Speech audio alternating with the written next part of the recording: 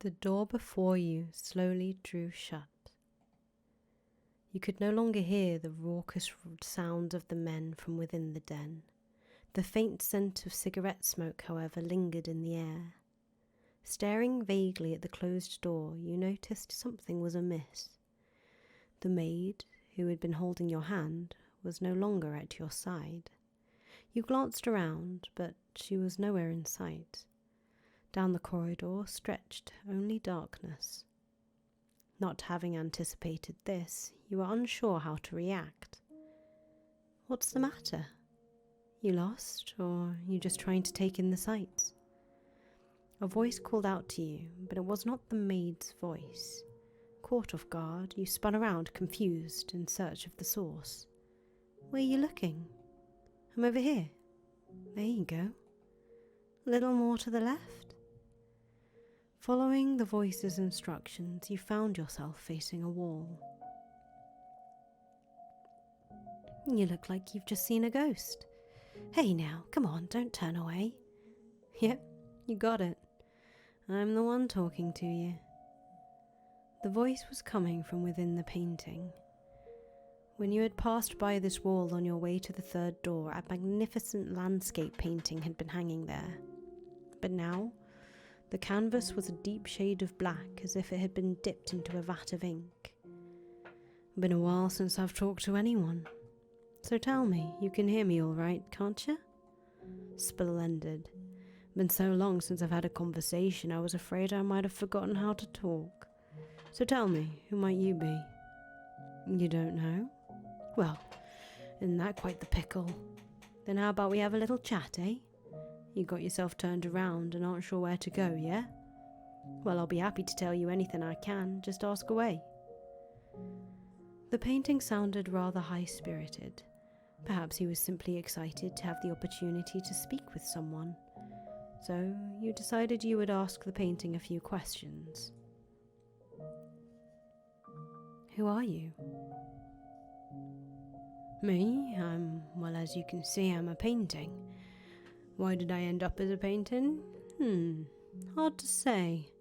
Maybe I was reborn as a painting because I used to really like art. Though there are things I painted that I wish I hadn't. Maybe that regret's what turned me into this. Hopefully I get the chance to apologise to him about that. Anywho, no point in getting into any more detail than that. Wouldn't mean anything to you, so enough about me.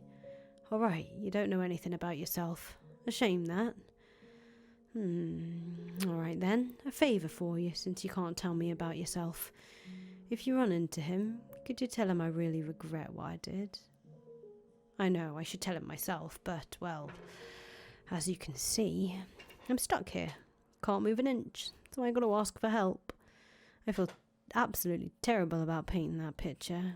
I know, yeah, the deadline's way past on that one, but that's what makes regret, yeah? 'Cause you can't take it back. By the time I'd realised, it was too late. He was already dead. He's long since passed away. Huh? How are you supposed to give a dead fellow a message? Well, for all you know, the dead could be wandering these halls too. So please, if you come across him, tell him I said that. That I didn't mean any harm with that painting. Or maybe you are him.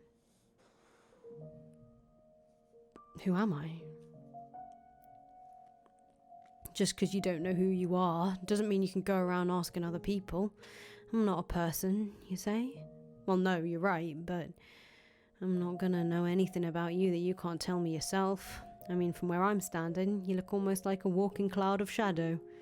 I can't even tell what you look like. The maid who was with you before, did you call you master?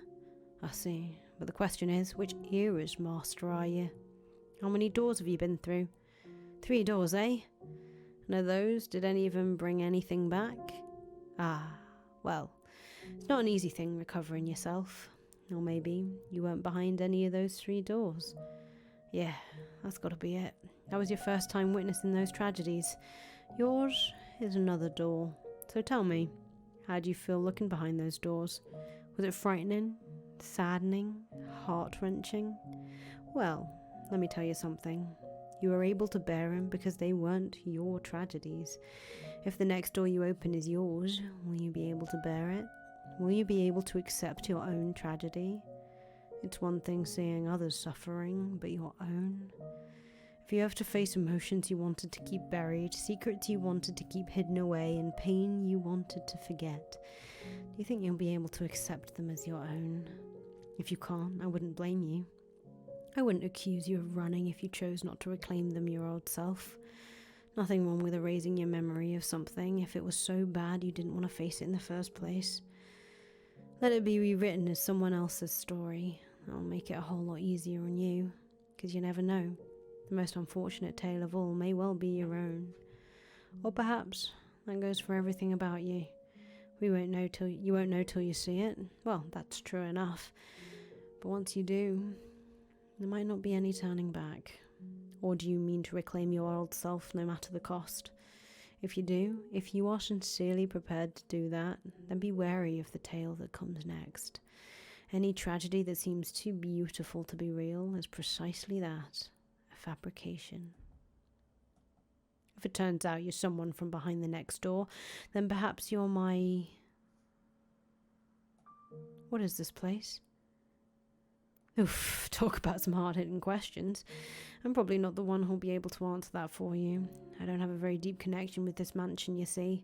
I swear it. I got nothing to gain from lying, do I? It's my regrets that have turned me into this. I wasn't summoned here by no one. That said, there is one thing I can tell you. This place summons people. People who have ties to something that happened long, long ago. No one knows anything even happened. I didn't know either till she told me, though I haven't the foggiest how much of that's true or not. Are you here because you were summoned by her?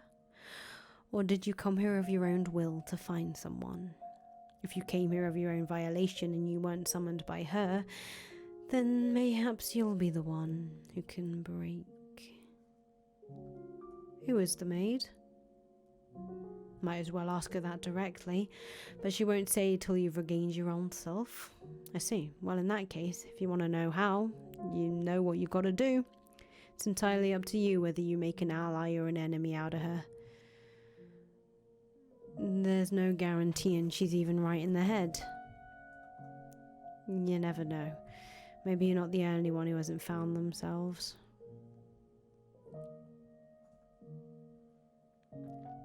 Haven't talked that much in a long time. It feels great. And now that I've got that out of my system, I should be able to get some sleep. You're probably still wandering in the dark right now, but I really hope you find the outcome you want, and I mean that. You can either reclaim your old self or you can toss it aside. The choice is yours either way. Now, since it looks like your escort isn't showing up, what do you plan to do next? How about taking a look around the place since you've got a little free time? Could be you come across some things you wouldn't with her around. Alright, if you're going to go exploring, I've got the perfect thing. Stick your hand into the canvas, would you? The painting was still wrapped in an impenetrable darkness, a perfect, all-consuming void. The man had told you to put your hand into it. You reach into the frame. You extended your hand for the painting. The moment your fingertips brushed against the darkness, it swallowed your entire hand up to the wrist. No, not there. That tickles. A little to the right. As the man in the painting had instructed, you groped around inside the darkness. Before long, you felt something hard at your fingertips. Clenching the object, you withdrew your hand. Your arm was still intact. You spread your fingers, and there you found a key.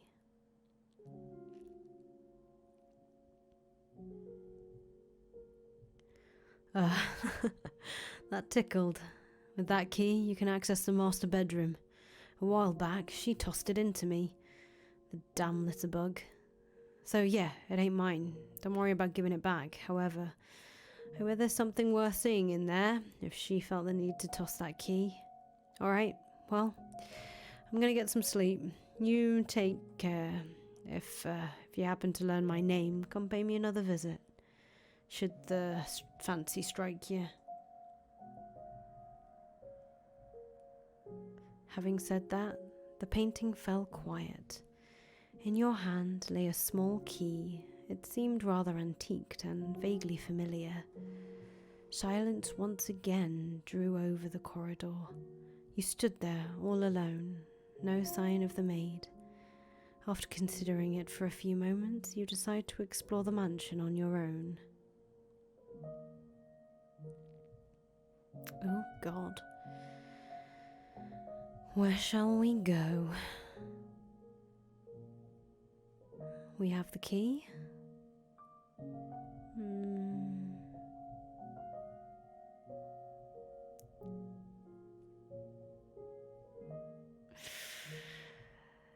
Let's go to the master bedroom. You inserted the key you had been given into the door's keyhole, and with a twist, the door opened. The master bedroom was shrouded in darkness, much like every other room in the mansion. It had evidently been left unused for some time. The air in the room was stale and forlorn. Master? A voice seemed to ring out from somewhere. Come on, get up. Up with you. Master! See, what did I tell you? It's so much nicer in here with a little light. Without warning, your whole world took on bright, vivid colours. Light streamed through the window, illuminating a well-lived room. A woman's silhouette stood before you. Oh, but wait a sec. Don't you hide under your bedspread. Get out of here. Oh, but Master, you agreed I could open the windows. Don't worry, I've put curtains up. If it gets too bright, you can draw them. Mornings take the best parts of being outside and squeeze them all into the same few hours. You don't have to go outside into the sunlight for it either. Just listen to all the wonderful sounds. The joyous sounds of the birds and swaying of the trees, the rustling of leaves. You tried to call out to the silhouette, but it did not respond. Reaching out for her, your hand simply passed through her body. It did not seem to be you that she was speaking to. Perhaps you were looking at a scene from some other period of time. Am I being as pushy as I feel right now? I completely misjudged you. You're the exact opposite of what I thought you were. Let's see. I thought you were cold and cruel, heartless and incomprehensible, but I'm beginning to get a better idea. You try to put on airs, but you're really rather childish. You have a short temper, but can be surprisingly playful. What else? You have a pretty difficult personality too. Now, hear me out. That's not everything. You gave me a chance to talk and you listened intently. You can be kinda nice too.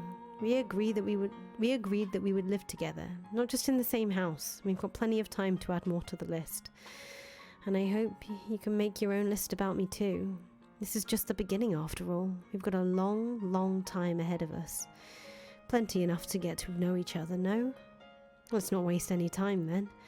What do you say we do something today that we haven't been able to do before? Where should we begin? Oh, I know.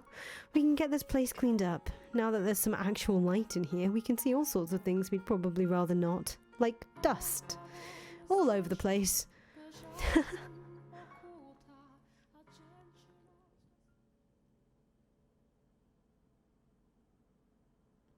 When the woman's shadow faced away, the master bedroom transformed back into its old dreary state. Master, can you say my name? You were unsure how to describe the urge welling up within your breast. You could not say her name. You stood unmoving in the master bedroom for some time, but it did not appear anything else was going to happen, so you decided to head somewhere else.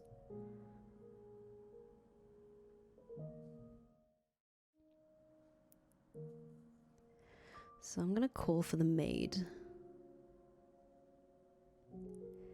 You tried calling for the maid. It was quiet. A sense of loneliness fell over you. That didn't work. Okay, let's go to the entrance.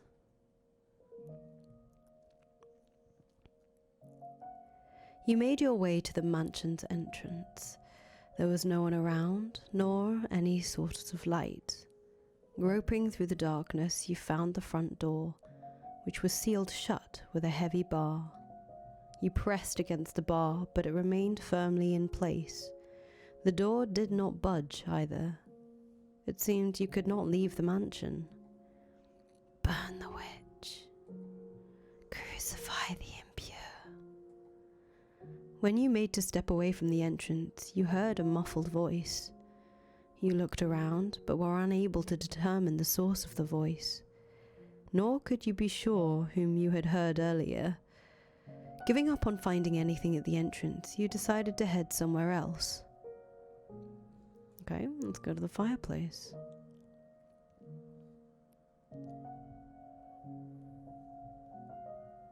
You made your way to the room with the fireplace. What remained of the fire crackled weakly, leaving the room in a veil of darkness. You remembered that you had awoken here. Out of sheer curiosity, you sat down in the rocking chair you had been asleep in. Creak, creak, creak. It was as soothing as a cradle to a baby, and in short order, you found your consciousness drifting from your grasp.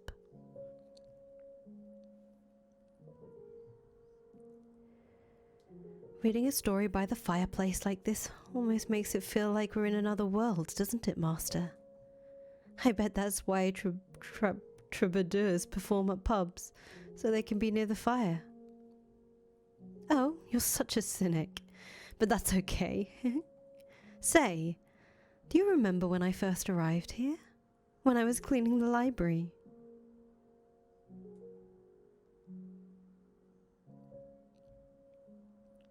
Your eyes slowly slid open. Fragments of a pleasant dream lingered in the back of your mind. The crackling of a fire, the taste of warm wine. However, there was nothing pleasant about the fireplace sitting before you. No warm, crackling flames.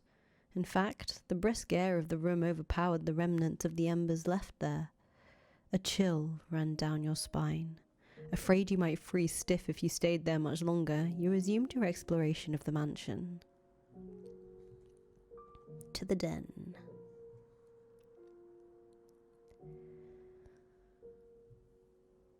The scent of cigarette smoke lingered in the den. However, the room was silent. Not even an echo of the men's chattering remained. Something was moving. Billiard balls. There was no one present to strike the balls. They rolled spontaneously around the table. The paths they traced across the surface were rough and erratic, contrasting that of when the former master had held the cue. The spheres collided awkwardly with one another, not a single one coming close to the pockets. As an experiment, you pulled a ball off the table. In response, the paths of the balls became even clumsier. Having lost one of their targets, they began bouncing aimlessly off the cushioned walls of the table. As you stared intently at the table, a man's voice rang out from somewhere in the room. Spinning around, you saw a silhouette of a man. However, you could not make out what the man was saying. The man thrust his finger at the table. He appeared to want you to return the ball. You reluctantly placed the billiard ball back on the table. When you did, the balls resumed endlessly colliding with one another, never landing in any of the pockets. You looked up to find the shadow gone. Having determined that the maid was not going to appear in the den, you exited the room, making your way back into the corridor.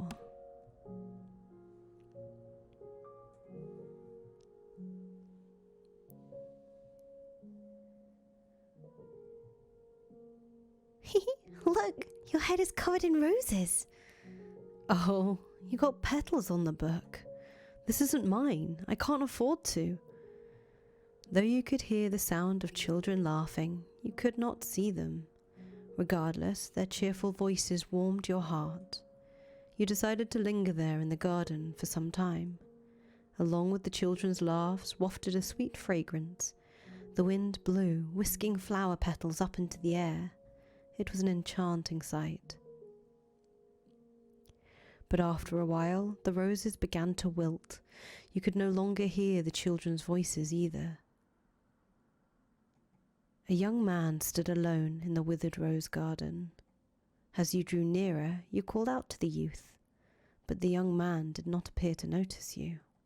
He merely stood there, staring vacantly across the garden. The youth muttered something in a lifeless voice.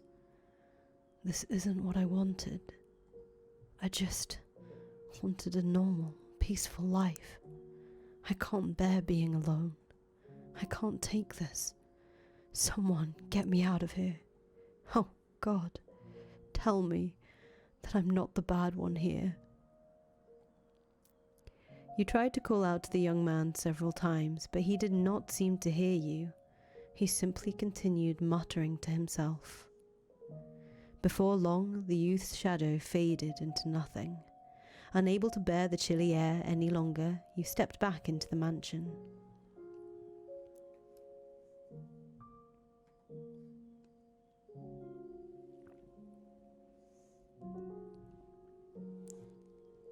When you descended into the cellar, you heard beast-like snarling.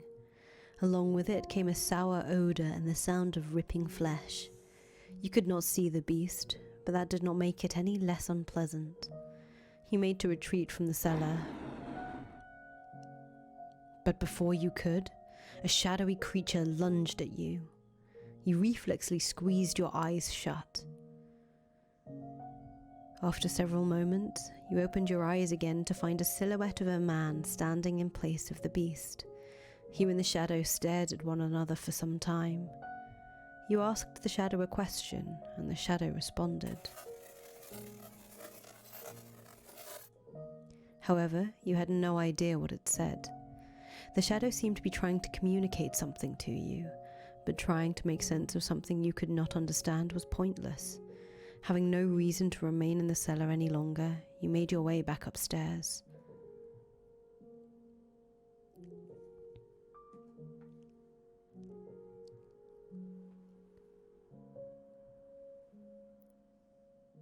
The smell of dusty books filled the air of the library. You approached a shelf to examine one of the books, and suddenly an avalanche of them came falling to the floor. You stared blankly at the mountain of books. They had fallen down on their own, but they showed no signs of putting themselves away. Since no one else was there to do it, you began placing the books back on the shelf. 1, 2, 3, a dozen. And as soon as you had gotten them all back up, they came crashing back down again. You wished very much to implore of the maid's assistance, but she did not appear to be in the area. Pretending you had not seen anything, you made your way back into the hallway.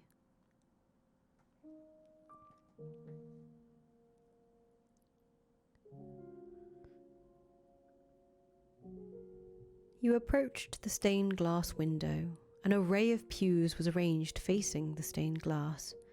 There seemed to be an air of tranquility about the room. You sat down in one of the pews and stared quietly forward for some time. For a moment, you felt like you were on the verge of recalling something, but ultimately the memory never managed to surface. The maid did not appear to be there. Where could she have gone? You decided to resume exploring the mansion.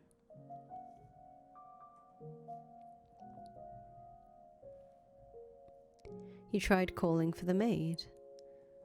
It was quiet. A sense of loneliness fell over you. What do I do?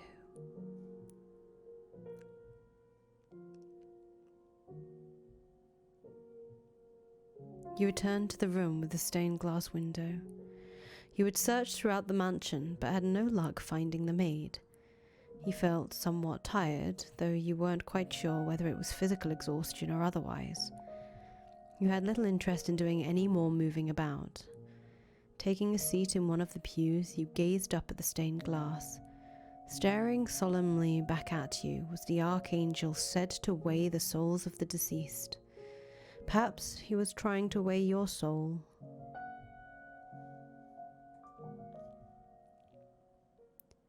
Master? Master? Oh, there you are, Master. You gave me quite the scare. After returning from the third door, you disappeared without a word. Oh my, it was I who disappeared?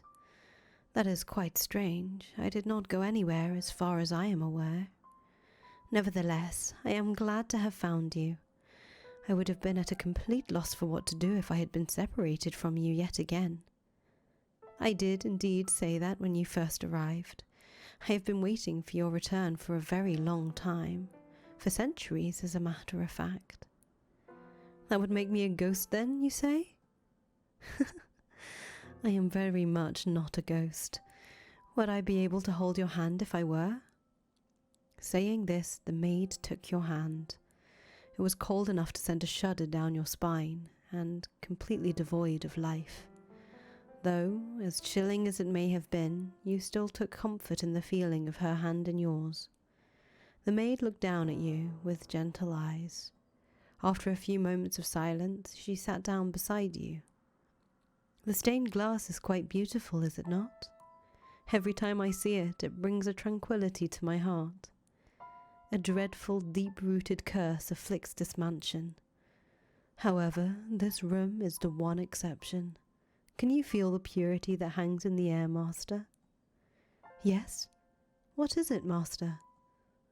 You are correct.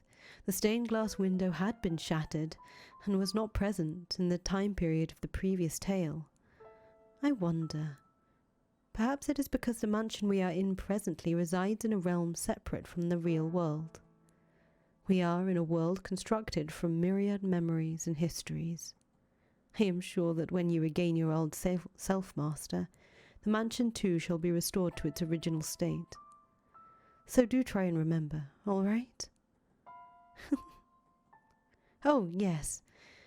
Where'd you go in my absence, Master? I see. So you explored the mansion then? And did you find anything noteworthy? Memories?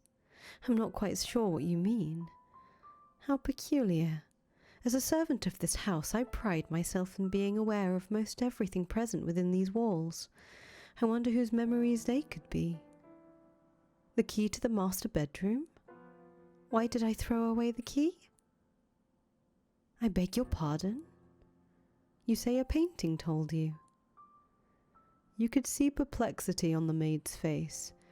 You had never seen her make such an expression before. I know nothing of any key. Oh, Master, you should not tell jokes meant to cause others discomfort. But a talking painting, you say? You seem to have a rather vivid imagination. Maybe you can tell the next tale, Master. I am only teasing. Now, that was a nice break, but we should get moving. The tale I'm about to show you is the last of the mansion's memories. I am certain you will remember yourself after seeing it. To our feet. The final door is not far, and please do not let go of my hand. Holding your hand, the maid led you to the far end of the room. Crossing beneath the stained glass window, a metal door came into view. Our destination lies at the top of these stairs. There we will find one last door. She pushed open the metal door, revealing a long, long spiral staircase.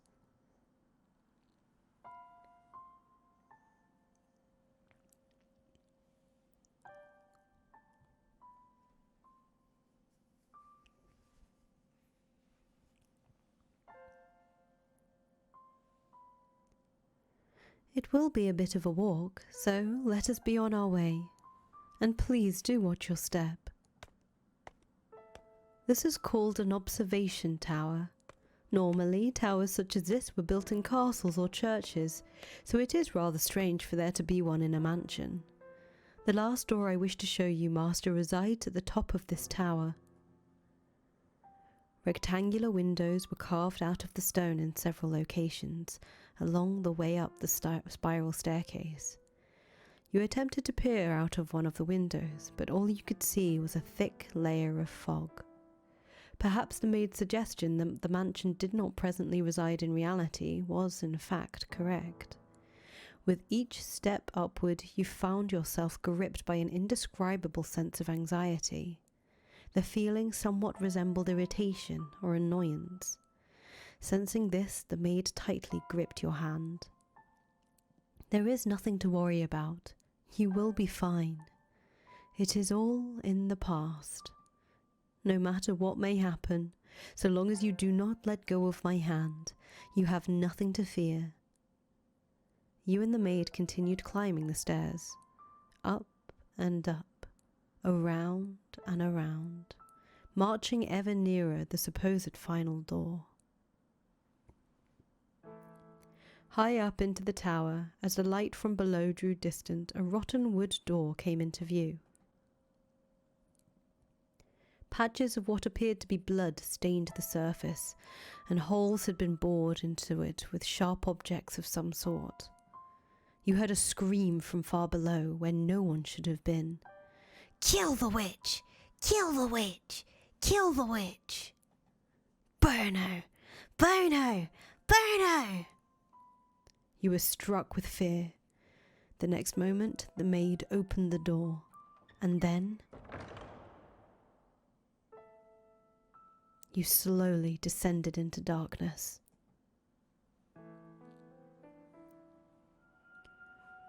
The fourth door.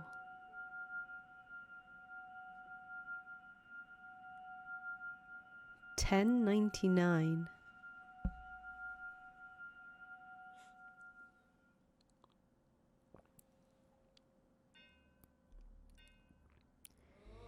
Set on a pot, set it on, and also pour water into it. Gather the pieces thereof into it, even every good piece, the thigh and the shoulder. Fill it with choice bones. Take the choice of the flock and burn also the bones under it, and make it boil well, and let them seethe the bones of it therein. Thus saith the Lord. Woe to the bloody city, to the pot whose scum is therein, and whose scum is not gone out of it. Bring it out piece by piece, let no lot fall upon it.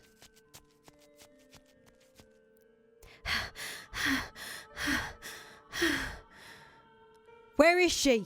Where did she go? She came down this way, I'm sure of it. Find her! Find her! And burn her! Burn the witch! Burn the witch! Burn the witch! Burn the witch! Burn the witch! Burn her! Burn her! Burn her! Burn her! Then will I leave thee upon the land. I will cast thee forth upon the open field, and will cause all the fowls of the heaven to remain upon thee. And I will find the beasts of the whole earth with thee. And I will lay thy flesh upon the mountains, and fill the valleys with thy height.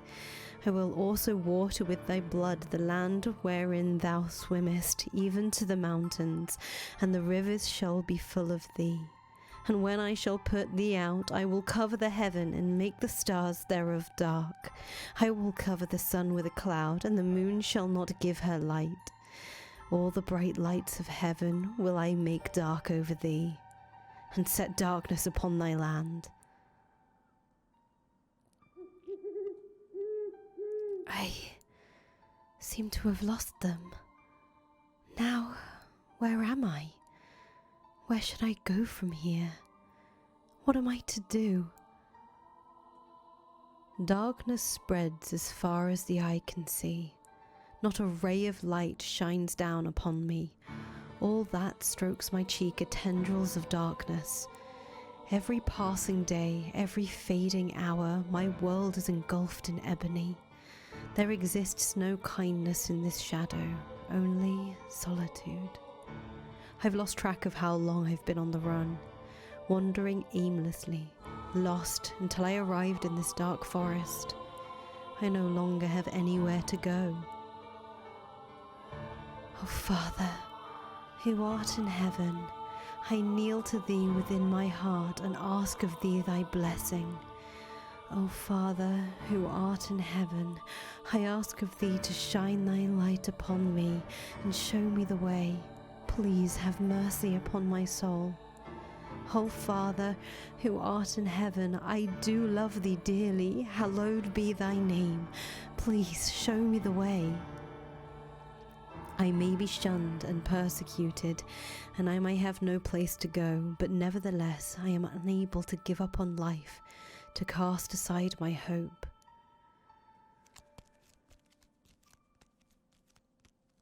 O Father, who art in heaven, please guide me unto salvation.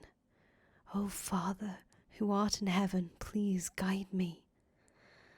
I can no longer remember when my life became naught but running, when it became endless wandering in the dark.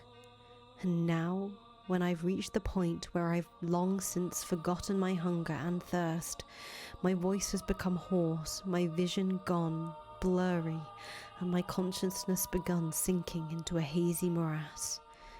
That mansion appears before me, wrapped in a morning fog that seemed to foretell rain.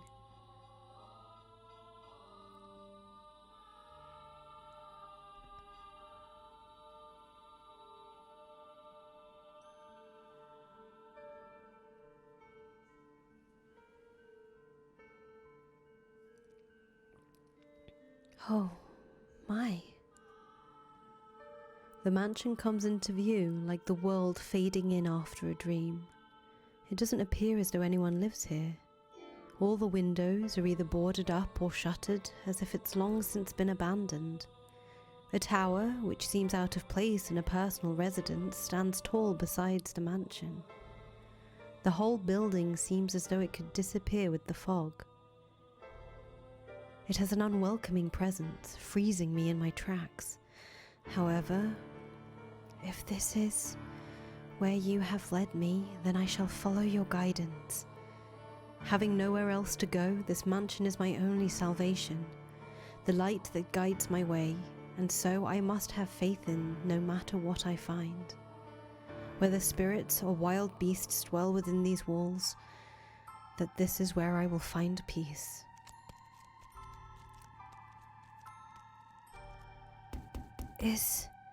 Is anyone there?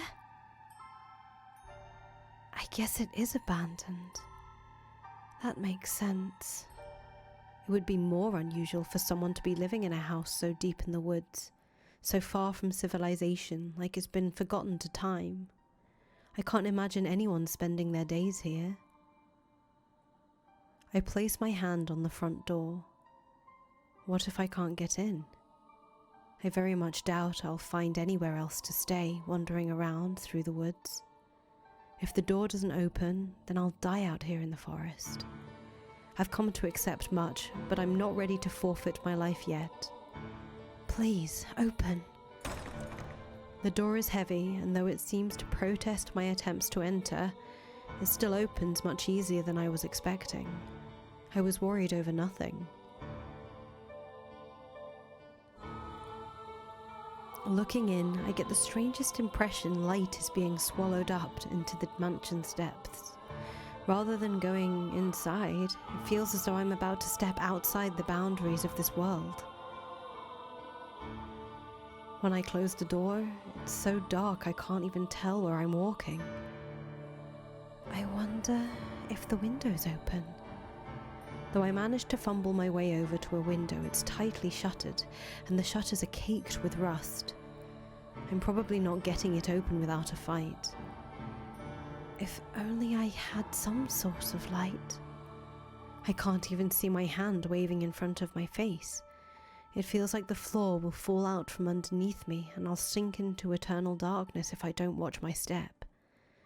Fighting back that fear, I slowly walk forward, tracing the wall with my hand. There's a door at the end of a long corridor. I pull it open, and a wisp of bone-chilling air brushes past me.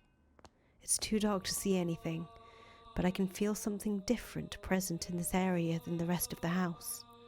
Uneasiness grips me. Is anybody here?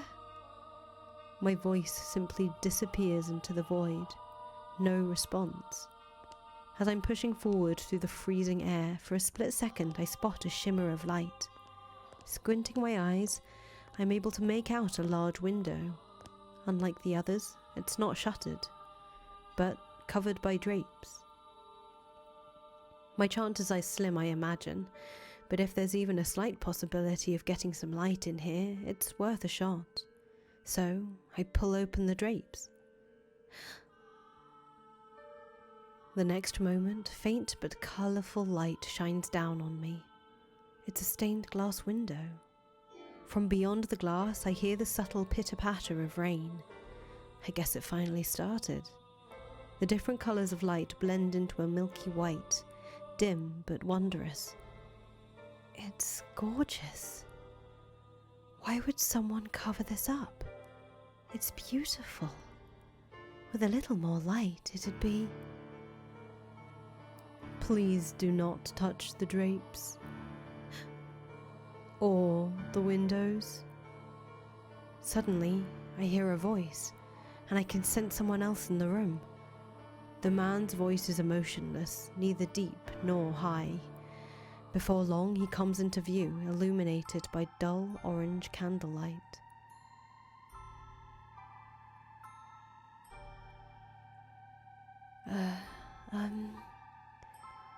I am sorry for coming in uninvited, but I did announce myself.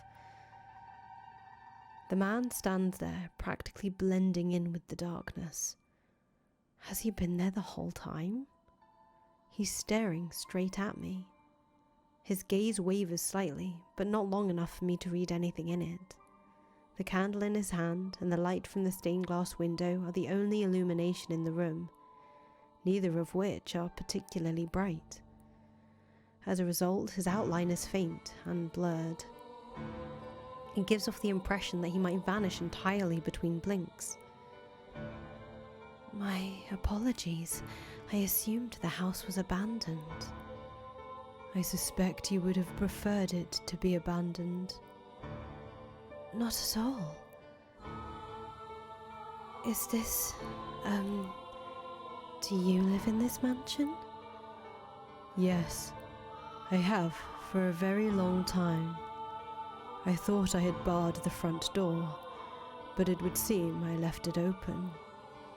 What brings you here?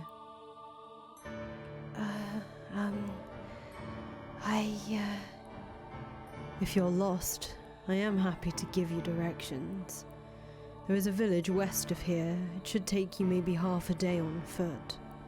If you are in need of money, help yourself to some of the furniture. Trade it for food at the village, then make your way to a larger town. Please allow me to stay here. Could you repeat that? I cannot go to the village. No, I cannot go anywhere. I am no longer able to freely return to any town. I'm being hunted. You seem rather young to be a sinner. So, you have transgressed. I am neither a thief nor an adulterer. If I bear any sin, that it has been with me since birth. I will do everything I can to stay out of your way. I simply ask that you grant me shelter until it all blows over. If you wish to know of my transgression, I will tell you. So please do not throw me out. I see. And do you ask this of me, aware of how people refer to this mansion? Pardon? It is said that a witch once lived in this house. And not just any witch, a cursed witch. This house has been tainted by her seething hatred, and all who dwell within it meet their demise. But you live here, don't you? Like her, I too am cursed. Huh? What kind of curse? The one thing I can tell you is that your life is in danger if you get involved with me. Should you approach my curse, I am likely to take your life. You'll kill me? Yes, so you do not belong here. To live with me in this mansion is to sentence yourself to death. No matter what path I choose, I very much doubt I have a future. And if that's the case, then I shall live how I want. I don't care what people say about you or this mansion. I wish to stay here. You might think I'm rather strange, but my heart tells me that I must stay here, that I was guided here, and hearing what you have to say only reinforces that. What are you scheming? I am not scheming anything. I am simply tired of running. So if your curse is going to kill me, then perhaps that's for the best. At the very least, you won't be hunting me. You won't try to flay me or tear off my arms or rip the flesh from my bones. And that's enough for me. If you have committed no sin, then why do they hunt you so fervently? I am accused of being a witch.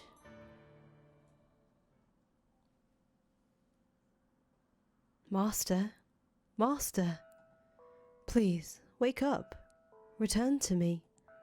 Huh, have you come to, Master? I apologize for sending you through the door without warning.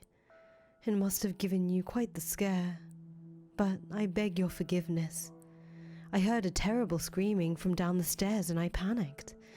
You say you saw the white-haired girl? I see, so you made it into the world beyond the door before me. I am deeply relieved that I was able to take your hand before losing sight of you. I presume you have already grown familiar with the atmosphere of this time period, Master?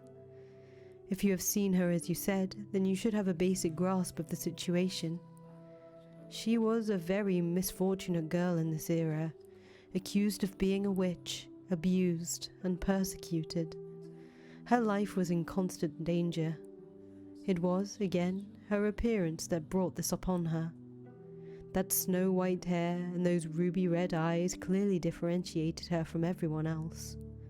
Oh, and I apologize. I neglected to mention that this door is unique. As for what sets it apart, that will be made clear as we proceed, though one difference is in the time period. The tales I have shown you began with that of the beautiful flaxen-haired family, followed by the tale of the bloodthirsty beast, and then the tale of steel and ambition, proceeding in chronological order. However, the door we have just entered takes us to the period now known as the Middle Ages, long, long before the other three tales. Yes, that is correct. This is where it all began. The mansion's curse, the truth of the witch, and your identity. All of this should be made known.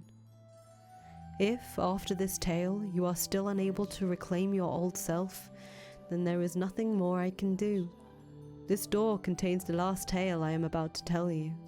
So I ask of you, please, do not let go of my hand until it is all over. Now then, let us begin a beautiful, tragic love story of two solitary souls trapped in a mansion of darkness. In that era, the mansion was a dungeon draped in darkness. After a great deal of time on the run, the white-haired girl found herself in a remote mansion that stood in a dark, overgrown forest. All the windows were either boarded or shuttered, and it was even darker inside the house than out. Not even a ray of moonlight could enter those walls. Only naturally, the white-haired girl had assumed that nobody lived there. But her guess was incorrect. Someone indeed did dwell in the house. It was a young man named Michael. Though she could not make out the details of his face in the candlelight, she thought him a very handsome man. However, he proclaimed to her that a witch resided within the mansion and that he too was cursed. Everyone who got close to him lost their lives. Do you think that what he told her was all nonsense? A lie devised to chase her out of the house? The truth of the matter shall come to light in time.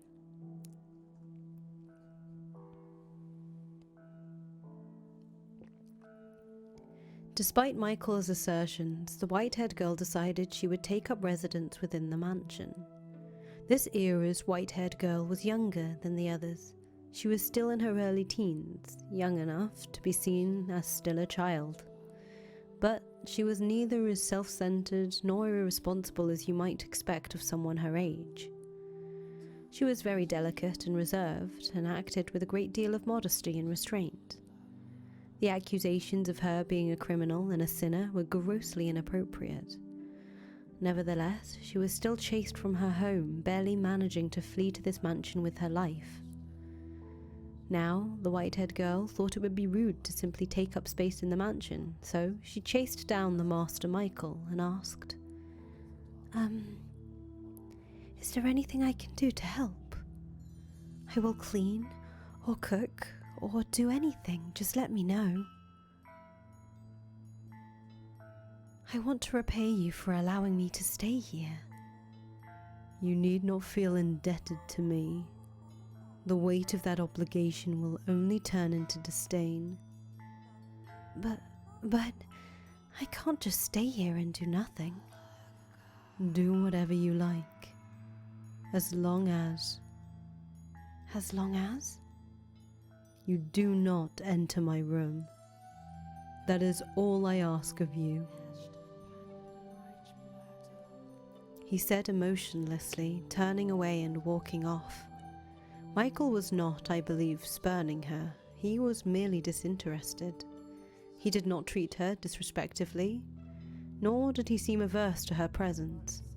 Words simply did not seem to affect him at all. Not only was the mansion a prison for his body was also a prison ensnaring his heart. I should still do whatever I can. But she did not let that get her down. In fact, she might have even interpreted his disinterest as kindness. Though he was a bit standoffish, he did not attempt to cause her harm. He was nothing like the people who had accused her of being a witch and forced her to flee for her life. And she was deeply grateful for that. Thus began their quiet life together.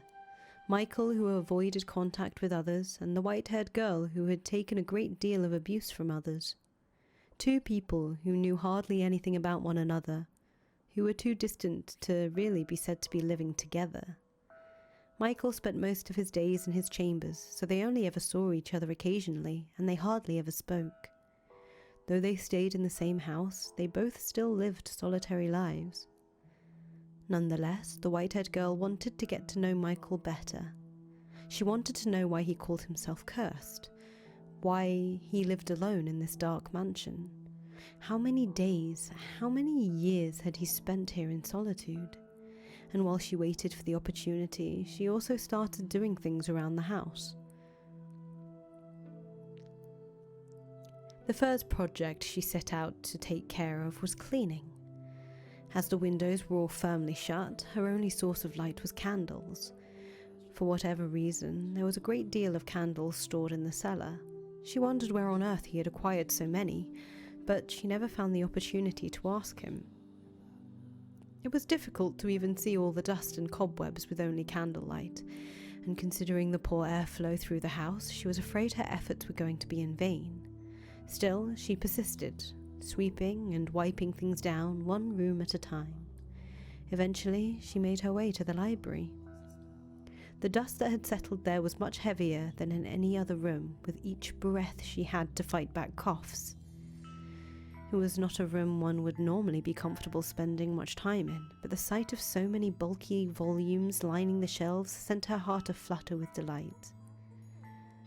There, books. Incredible, real books. The white-haired girl had never seen a book before.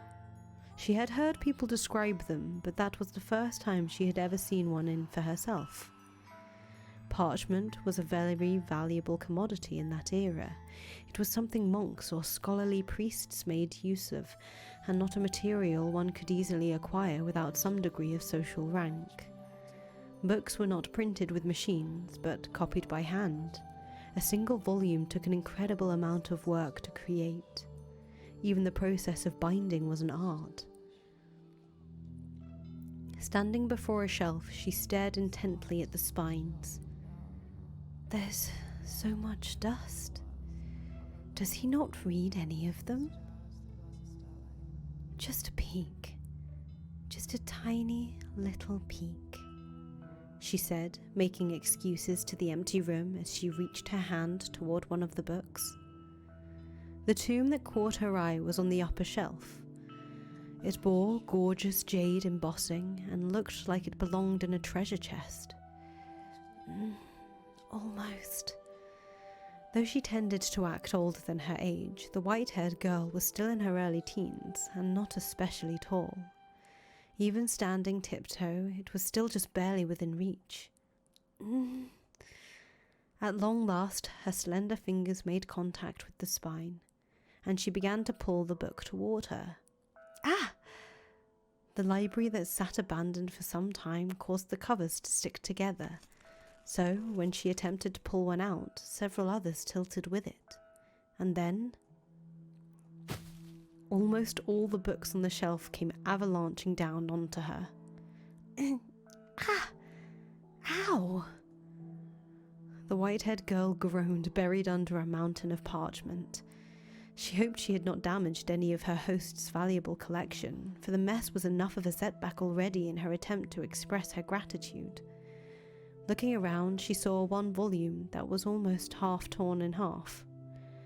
She did not know whether it was in that condition before or if it had happened in the fall, but nonetheless she felt horribly guilty.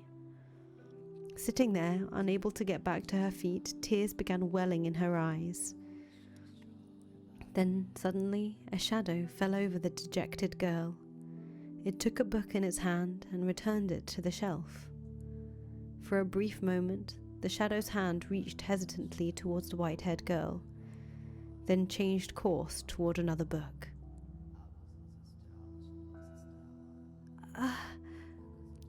It was Michael. There was a hint of perplexity in his otherwise emotionless eyes. Perhaps he had heard the noise and come to see what had caused it. I'm so sorry. Your books, What were you doing? I'm sorry. I wasn't trying to make a mess. I didn't mean to damage such precious books. There's no need to panic. I'm sorry. You make it sound as though I'm admonishing you. What? Did you want to read a book? I do, but that's not what I originally came here to clean. Clean? Yes, I felt guilty simply being idle. I did say you could do as you pleased, but you have no responsibility to clean anything. I just ended up making a bigger mess anyway. I'm sorry. You needn't apologize. Oh, okay. If you want to read, help yourself to any of the books. But I don't know how to read. I just thought the cover was pretty, so I wanted to hold it. You're free to use them however you wish. If looking at them is enough for you, by all means. These are all your books, aren't they? They are. That's incredible. You have so many. It must have taken you a long time to acquire them all. 1 per month. What? My family sends me one every month. Every month? The white-haired girl turned her gaze back toward the shelves, squinting her eyes and beginning to count. When she finished, she was in awe. There were in excess of 100 books on the shelves, which meant he had lived there in solitude for many years. She was at a loss for words. Their dull tomes, dreadfully inoffensive and not even interesting enough to waste a few hours with. Decoration is all they're good for. I see. If you can put them to some use, then perhaps my having them won't be entirely meaningless anymore. I am going to return to my room. Don't feel obligated to clean up. Just a minute. Was there something else? Could you tell me your name? I just realized I never asked for your name. Not knowing what to call you will make conversation awkward. You don't need my name to. I want to, though. Michael. Michael, like the Archangel. The name suits you quite well.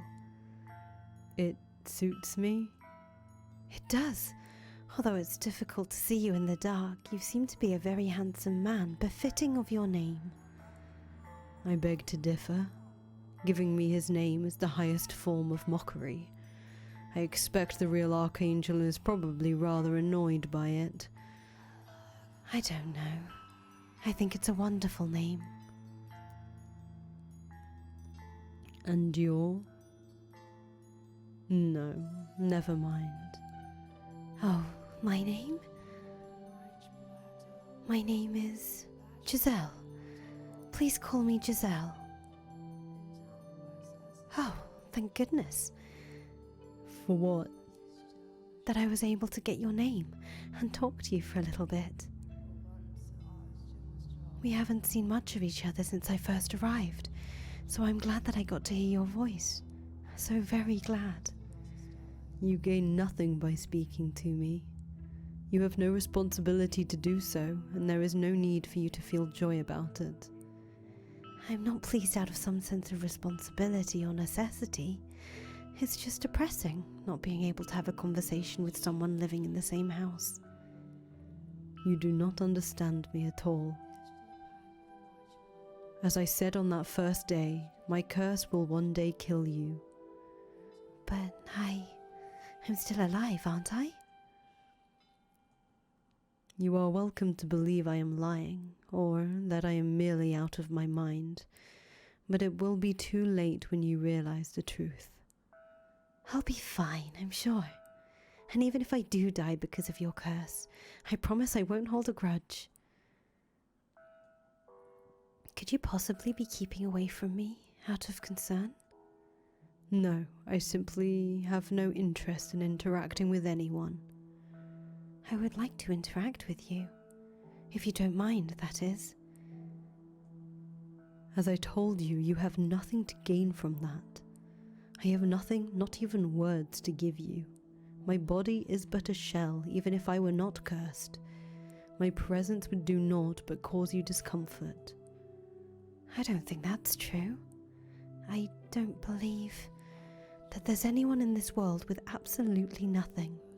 There's plenty inside you. You simply haven't noticed it yet. And not all of it will cause others pain either. If you truly believe those words, then you are a foolhardy girl. How can you trust someone you only just met? For that matter, how do you not resent everyone? Resent them? I can take a guess as to why people call you a witch, and why you had to flee all the way to this mansion. Your white hair and red eyes, that abnormal, seemingly inhuman appearance drew their condemnation. And I can think of any number of reasons they might have started treating you less than human. Perhaps people around you experienced misfortune, or perhaps there was a natural disaster, a famine, a plague, some kind of external phenomenon, and you were their scapegoat. Yes, you are by and large correct. Then that would make me as unworthy of your trust as anyone else. I make no claim to having your interests in mind. Goodbye. If you don't mind, could you teach me how to read sometime? Did you listen to anything I said? I listened, yes. I have no intention of idolizing you. I don't expect you to do anything for me, and I don't wish to burden you in any way. I simply wish to be allowed to be at your side. It does not matter to me what kind of person you may be. That is all I want. I apologize for keeping you. Please consider it, if it's not too much trouble. As the master of the house, Michael made his way out of the library. He seemed to be rather rattled. Perhaps the white-haired girl's determination had ignited something in his chained heart, or perhaps it was something else. She stared toward the darkness into which Michael had disappeared. Then she carefully wrapped her arm across the jade-embossed tomb, a soft smile spreading across her lips. He's a decent man, I'm sure of it. We're alike, he and I. And thus began to blossom within her a faint sense of fellowship, as someone who also knew solitude.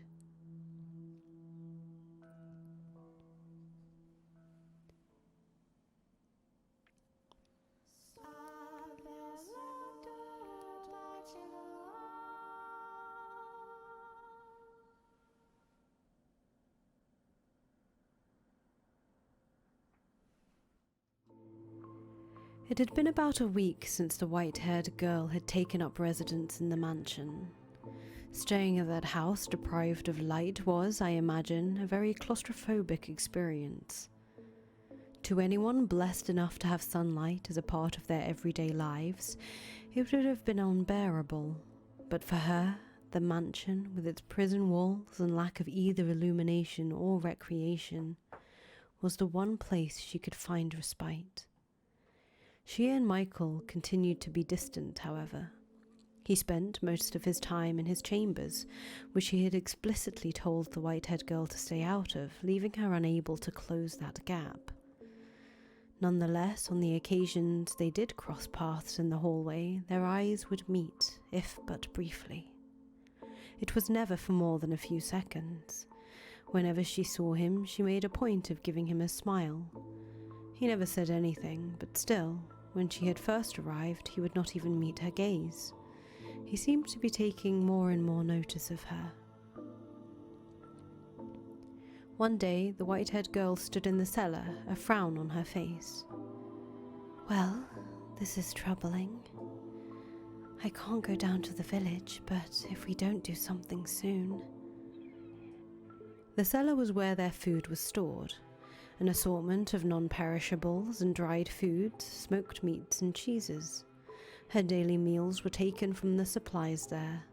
However, the stockpile was beginning to grow quite small. Were she not on the run, she could have gone to the village to procure more. Or perhaps, were she a little tougher, she could have captured a wild animal for its meat. But master, you know, a young, delicate thing like her was hardly up to the task of hunting for food.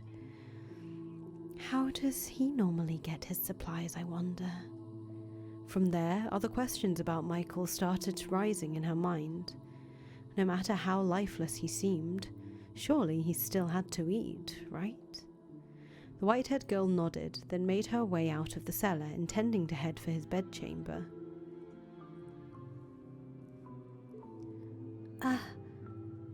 But on her way there, she spotted him standing by the entrance, staring motionless at the door lit by a single candle.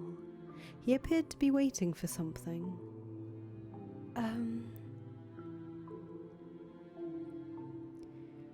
May I ask you a question? Go on. I was just down in the cellar, and I noticed we were running low on food. Do you normally go down to the village to restock? I haven't been outside in 10 years. Then how do you... What if I told you I don't eat? What? That I am not of this world, and as such I have no need of sustenance. What would you think of that? That sounds, very economical. If you can survive without having to eat, that's one less thing to worry about. If it were possible, I'd like to have that ability too. It would seem trying to frighten you is a waste of time.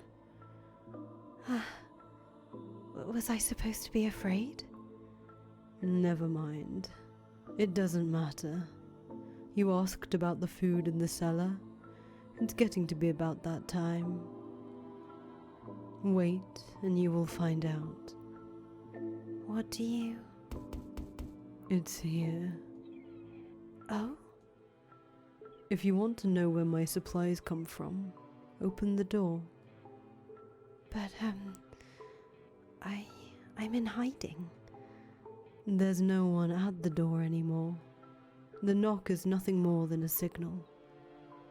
A signal? The white-haired girl turned toward Michael to press him for more information, but he averted his gaze. Find the answer yourself, he seemed to be saying.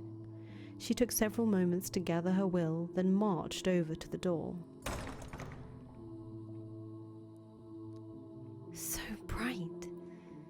The sunlight, which she had not seen in some time, was so bright it seemed to burn her eyes. Although the sun itself had not gotten any brighter, she had simply spent so much time in the dark, her eyes were no longer accustomed to that much light.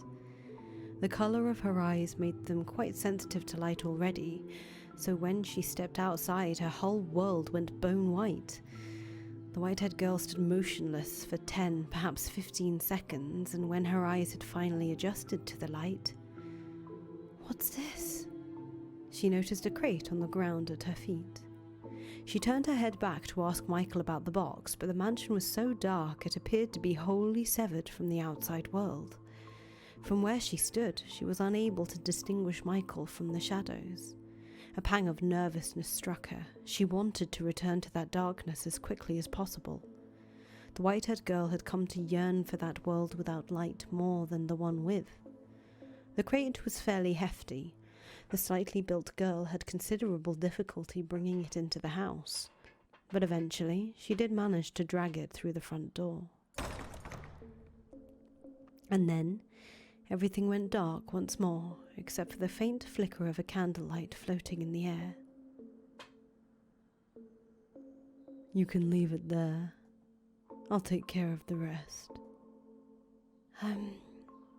What? Without a word, Michael approached her in the box, withdrawing a knife that he had evidently kept hidden somewhere on his person. With it, he cut through the rope that bound the box. Go on, open it up. At his insistence, she placed her hand upon the lid.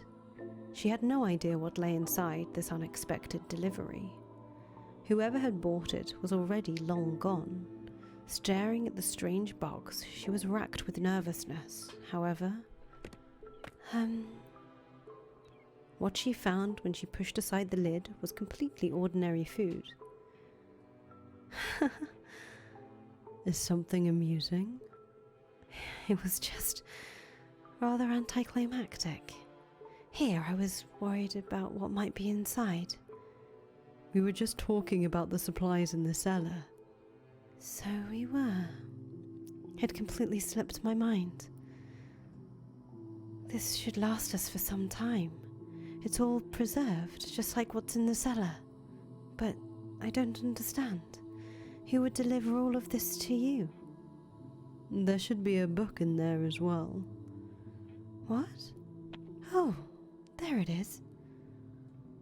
In the library, he said that his family sent him 1 book a month. Does that mean this box came from them? If so, then why did the person who delivered this leave without speaking to him? What happened between him and his family? Is he here because they want him here? Or perhaps he chose to be here? Take the book to the library, please. I will bring the rest of the supplies to the cellar. But it's a big box. I'm sure you could use some help carrying it. That won't be necessary. Take the book and go. But... Fine, then stay here. I'll take care of everything. Wait, hold on, please. What is it? You don't have to answer this if you don't want to. And, I'm not trying to pry, but I can't help but be curious. Say what you have to say, please. I was wondering if you could tell me why you live here in this mansion. Why did whoever delivered this box leave before you even opened the door? Could you perhaps be imprisoned here?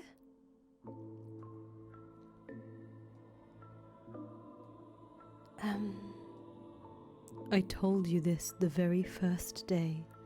I am cursed. It's only natural for a cursed man to live in a cursed house. Yes, but that's such a vague answer. I don't understand why you're in the situation you are. I don't know how you feel about it. There's so much I don't know. And I'm not even sure if your curse actually exists.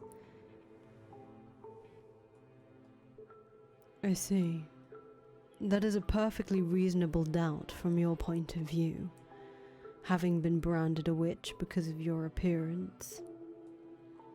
It would make sense that you would think my curse might be fabricated or perhaps a metaphor for something else. All right then, come with me. What? I'll show you my curse. As he turned on his heels, the white-haired girl caught a glimpse of what appeared to be a smirk on his face, like the whole thing was some kind of sick joke.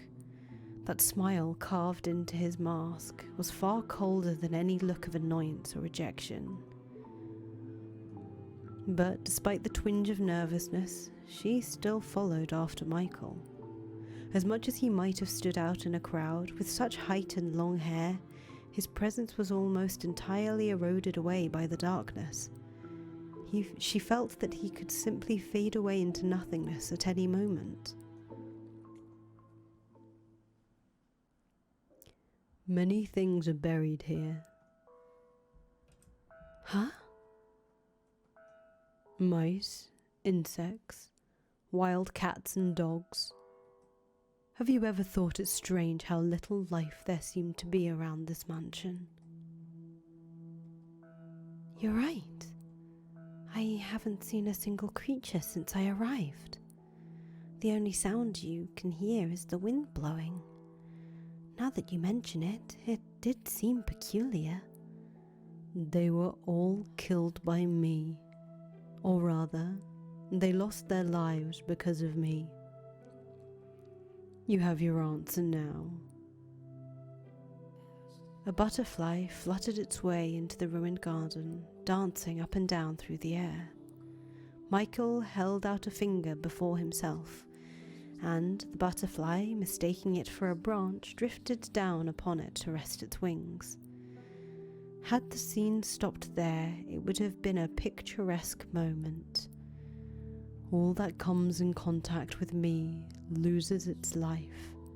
My skin, the breath I exhale, my flesh and blood, is poison to all life. But the butterfly's movements began to slow. It spread its wings in one last futile attempt to find gravity. And then, without warning, it shriveled up into a dry husk. It's dead. All dried up and lifeless. It's like it's been dead for days. It's like his finger drained all life out of it. Is this his curse? Is that even possible? But I saw it with my own eyes. If this is his curse, though, it explains much. There are many more than just insect and animal corpses buried here too. Servants who came to visit me long ago Are here, beneath the ground, under our very feet. That's why the servant leaves before I open the door. Should he touch me, should he get near me, his very life is in danger. No one is interested enough in seeing me to take that risk. No one will have anything to do with me. Nary a soul even wishes to see my face. Now you understand what I meant when I said I would eventually kill you. So that's why you've never once touched me. When I knocked the books down in the library, you didn't offer your hand to help me up, and only one of us ever made contact with the box at the entrance at a time. When I offered to help you carry it, you refused, because you didn't want your finger to accidentally brush against mine. My actions were not out of concern for you. I simply dislike people. Others' interests mean nothing to me. What an odd face you're making. Do you not believe my curse is real? No, I do. It is certainly irrational, inexplicable, unbelievable, but you've shown me more than enough evidence. And I don't believe you're lying to me right now either. In which case, you now understand how dangerous it is to be near me. You said that if you left, you would be killed. But it's been some time since then. If you're careful to cover your tracks, you could make your escape. You do not belong here. He was telling the truth about being cursed. What a cruel burden to have to bear. I can't imagine just how much he's given up on. How many lives he's inadvertently taken, and how he must have felt every time it happened. How much pain that loneliness must have given him. How much despair he must carry in his heart. How much sorrow must be weighing down on him. So no, I will not leave. I will stay here with you. Leave this place. No, I will not. Why? Why do you insist upon remaining in this house after learning what I can do? You have no reason to stay. Tell me then, why do you try to drive me out? If you don't care for others, as you say, if you're not concerned about anyone else, then what does it matter what I do? What does it matter if I die to your curse? You're a very kind-hearted man. You've been watching out for me since the day I arrived, doing whatever you can to not inadvertently kill me, to not afflict me with your curse. No. Here's what I think. No one capable of showing genuine concern for others can honestly, truly dislike all people. They can't possibly be indifferent. No, That day we met before the stained glass window, you heard me out. You listened to my plight. You didn't try to chase me out. That day I thought you to be a good person, and I still believe that. I simply assumed you would leave on your own when it was safe. I never thought you would be so foolish as to want to stay in a house like this with a man like me. How does that make me foolish? Do you not value your life? Are you not afraid of death? Do you not find me unpleasant? The thing I fear most is loneliness. You're probably right that, by now, I could safely sneak away and get myself somewhere far from here. But even if I did, I would inadvertently find myself in the same situation. The only way I can avoid that fate is to stay away from everyone, to live in solitude with no one to talk to. I know you understand how that feels. It terrifies me. I'm afraid of having to spend day after day with no one to talk to, no one to share my experiences, my thoughts, my feelings with. If that's what awaits me out there, then I want to live with you. I want you to be an essential part of my life. Impossible. Please, don't chase me out. You are a cruel girl. Never again will I allow myself to get close to someone, only to watch them die. Never again. My mother was the first to die. It happened shortly after my birth. Next was my wet nurse. 2 deaths could be considered a coincidence, but as the number rose, it became clear that I was cursed, and I was forbidden from making contact with anyone, even at home. Regardless, being in the same house, accidents will happen. Numerous people lost their lives, attendants unfamiliar with me or those who simply brushed up against me by mistake. I couldn't take it any longer. So you chose to move here, to this remote mansion, to keep yourself away from your family. You weren't imprisoned here, you elected to live alone so you wouldn't hurt anyone. For better or for worse, I was born into a noble house, so rather than abandon me, they provided me the means to live out of sight. I will be very careful. I will do everything I can to ensure no accidents occur, to keep you from being alone again. I will not for any reason touch you. You have my promise. Your curse takes the life of anything you touch. I've been here for quite a while and death has not befallen me yet. As long as I do not touch you, there shouldn't be a problem. Also, I apologize if this is simply me reading too much into things, but I feel like we're 2 of a kind. I fear being utterly alone more than anything, and I think you understand just how scary that is. So,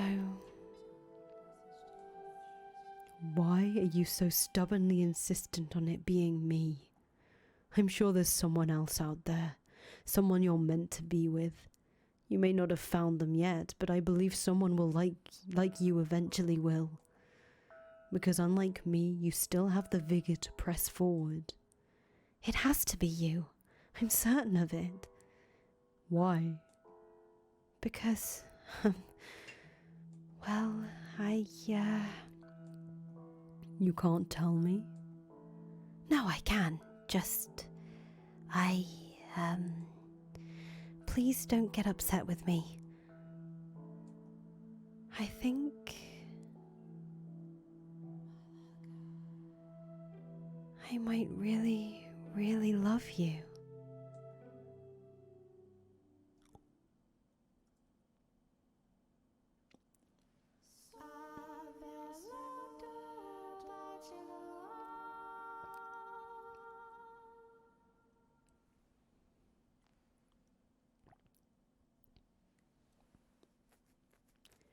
His power was a power that evoked images of witches or demons, the unclean and the impure.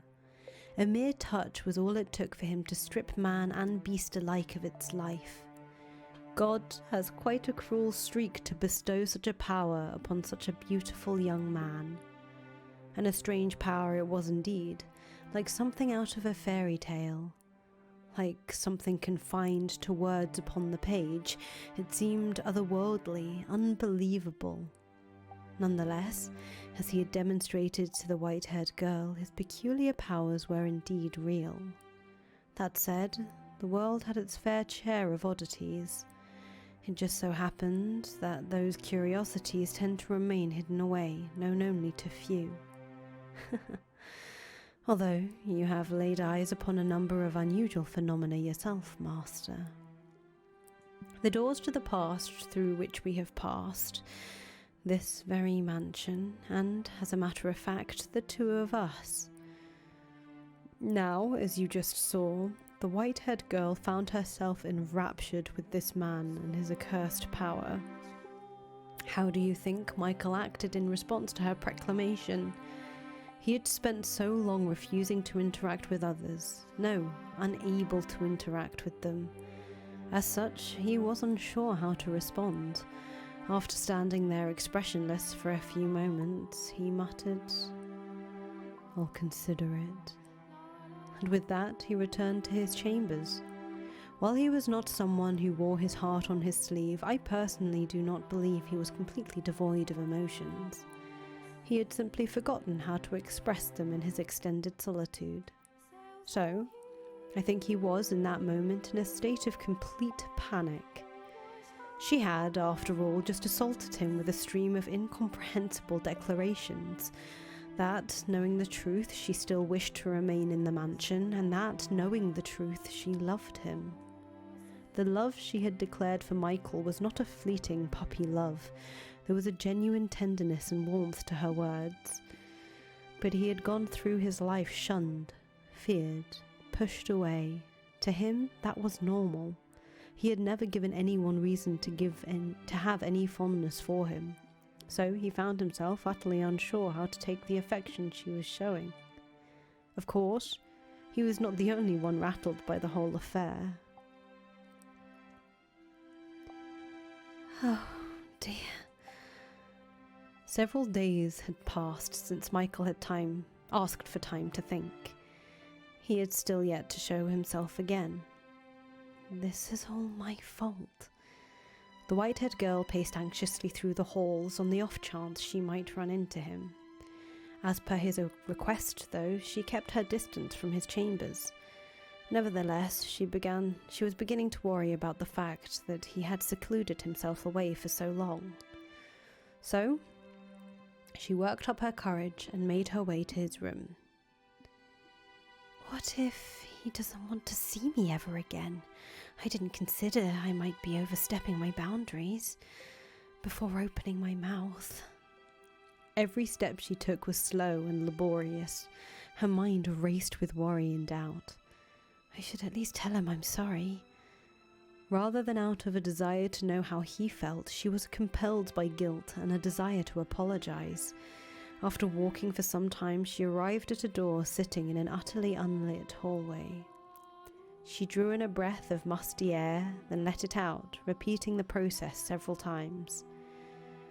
Next, she reached her hand up to knock on the door, then pulled it back, also doing this a number of times. Oh, how adorable she was.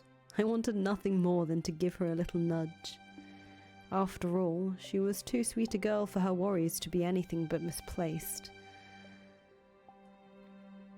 I just can't find the courage. Maybe I should come back another day. But what's the point in waiting? I need to apologize and get the weight off his back now. She gathered her courage once more, this time determined she would do it. The white-haired girl moved her small fist toward the door, which then swung open.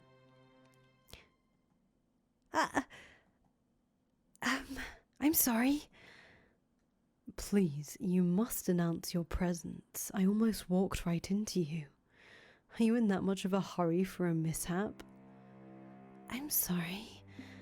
And I believe I told you to stay away from my chambers. You did. So I spent a long time debating whether I would, but I decided I really wanted to tell you this. Oh, well, actually... I'm truly sorry. What? The other day, I could barely manage to get the words in my head all the way to my mouth. There was no room in my mind for anything else. I shoved my own thoughts and feelings into your face, not considering that might not be what you wanted, just non-stop running, not thinking at all. I was terribly disrespectful to you, completely selfish. You're a kind-hearted man, I truly believe that, but you were only being courteous because you're a nice man. I'm sure you have little interest in affections of a queer little girl, so... I would love it if I could stay here. It would be a wonderful blessing. But if you really don't want me to be here, if my feelings are imposing upon you, then I apologize. I'm sorry, and and I'll take my leave of this house.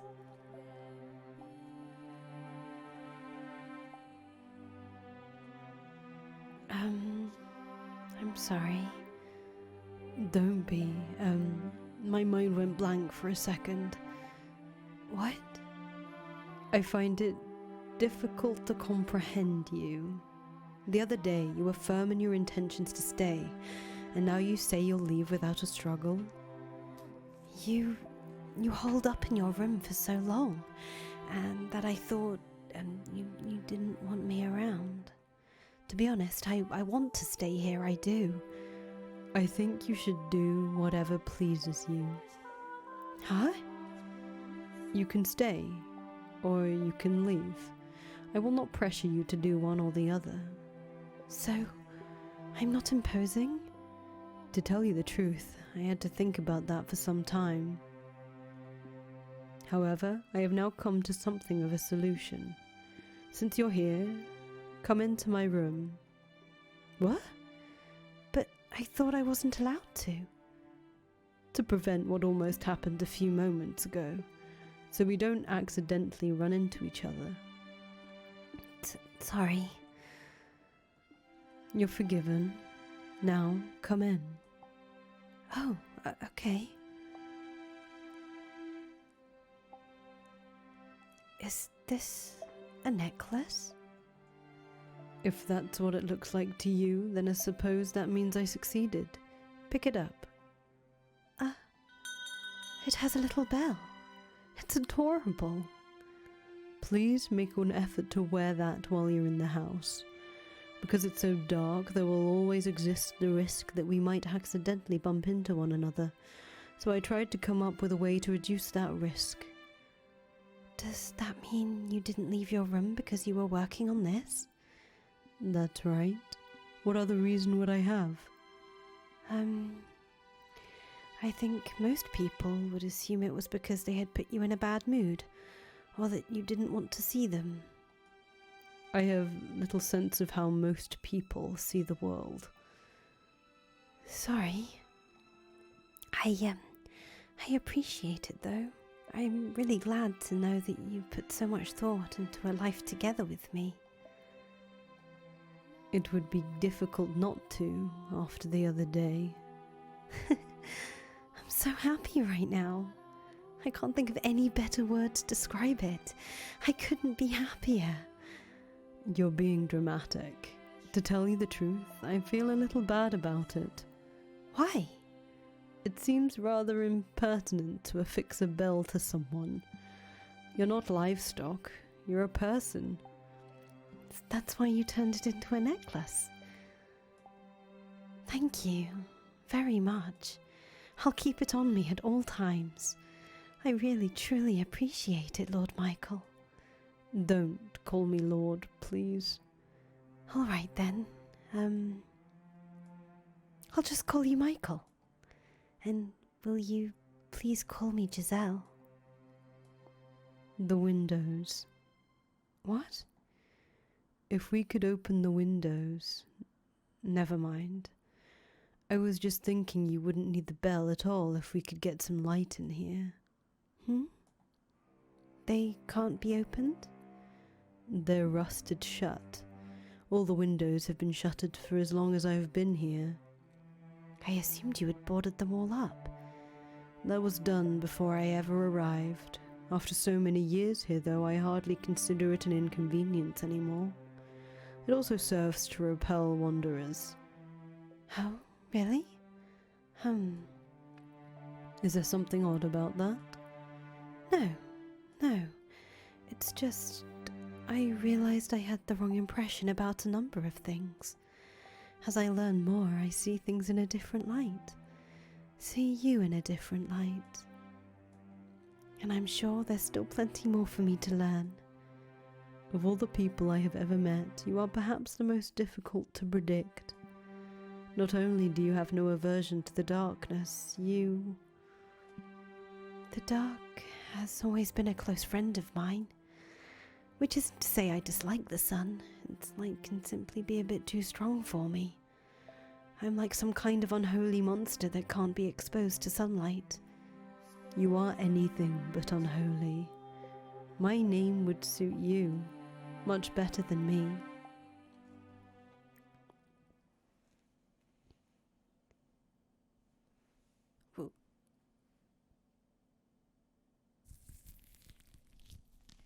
That day, when I first saw Giselle, I was wary of her, apprehensive. I didn't want her anywhere near me. But as my doubts about her faded, I began feeling something very different. As though the lump in my heart had been melted away, I began to yearn for her to be at my side. Knowing full well it couldn't possibly last, knowing full well how foolish it was, I found myself captivated by her. I found myself wishing to have her stay with me.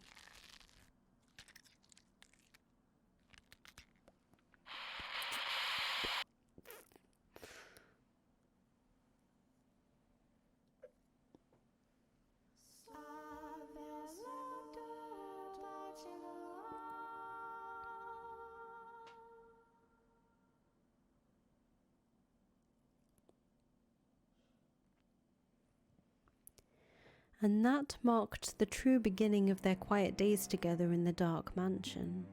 They acknowledged and accepted each other's presence, no longer isolating themselves, but actively, regularly conversing. As mundane as it might seem, it was something they had been unable to attain until then.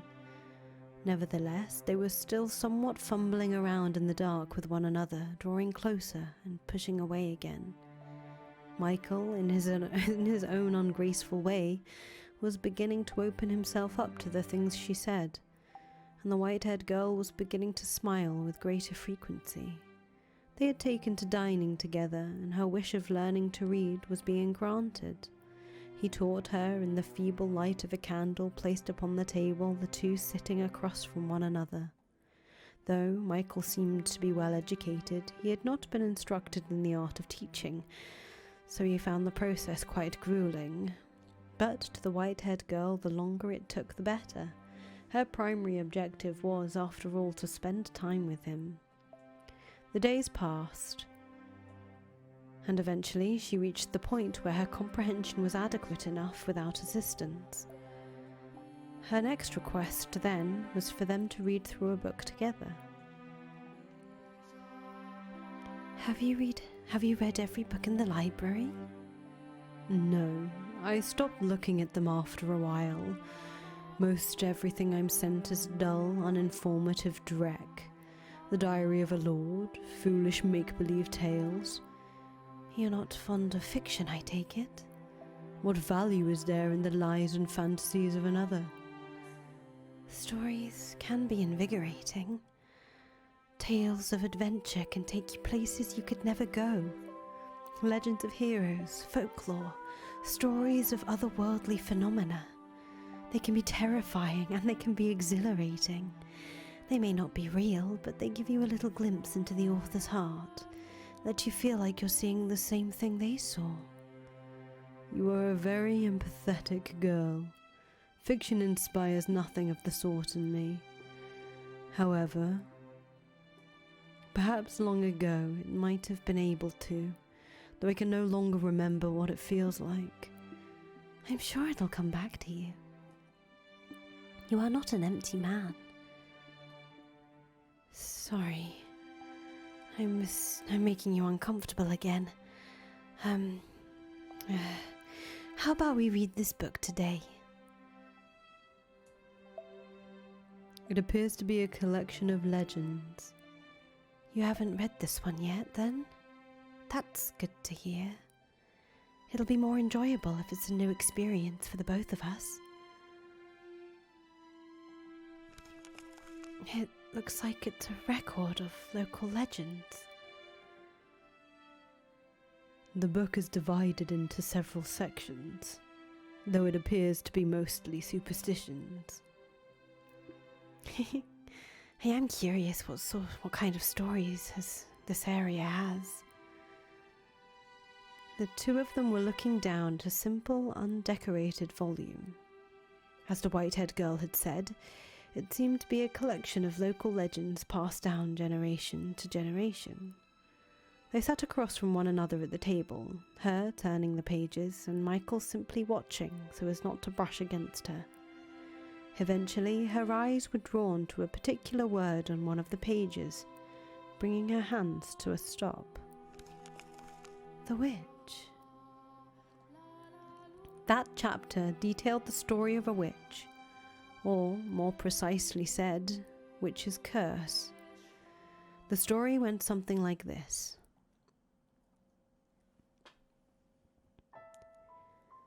There was once a witch, skilled in the dark arts. She lived a meagre but peaceful life alongside the other villagers. But then a long drought struck the village, which the people blamed on the witch. The witch was sentenced to death, and as the fire blazed around her, smoke rose high into the air. The smoke soon became rain clouds, blessing the village with an end to the drought. The crops were revitalized, and the villagers fancied themselves heroes. However, the rain also brought madness upon the people.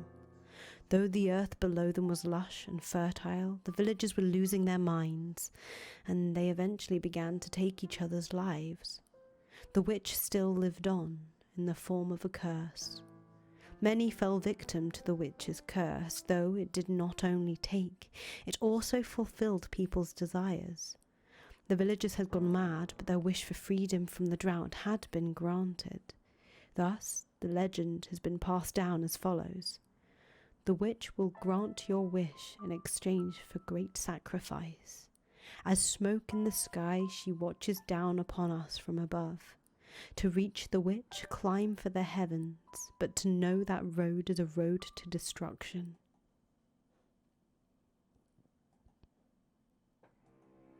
People still believe the witch's legend even now, I suppose. And that's why I face accusations of being a witch. This is not an area very welcoming to outsiders, especially one who stands out as much as you. What brought you to this region in the first place? Mine is a story I'm sure you've heard before. I was cast out of my home. I come from a very poor family. We could barely even afford to keep everyone fed. Being as weak as I am, it was only natural that I would be the first to go. I see. What I don't understand, though, is why the witch is said to grant people's wishes. That is to say, she had reason enough to hold a grudge, but not to give people things they asked for. All we have to go on is a few pages. There's no saying what might have changed or added over time, and it's almost certain the entire legend isn't written here. That said, if we are to accept everything as written, you can infer what the witch's reason might have been. And that is? If you truly want it that much, you can have it. But I'll make certain your suffering outweighs it. Despair that comes after a moment of happiness is far more agonizing than despair alone. I presume that is why the witch decided to grant people's wishes. That is one way to look at it. May I ask you something? Go on. When I first arrived here, you told me that a cursed witch used to live in this mansion. After reading this legend, I'm now finding it hard to believe you made that up simply to scare me away. I appropriated the tale, nothing more. It is said the witch was born in this house. What? Quite the place my family found for me. But it was a clever decision putting me here, I think. Not many people are likely to come near a house with such a pedigree. But... no, never mind. That makes sense. I suspect I know what she was going to say then. If the witch is said to grant wishes, then wouldn't it also attract people who so desperately want something? They do not care what price they might pay.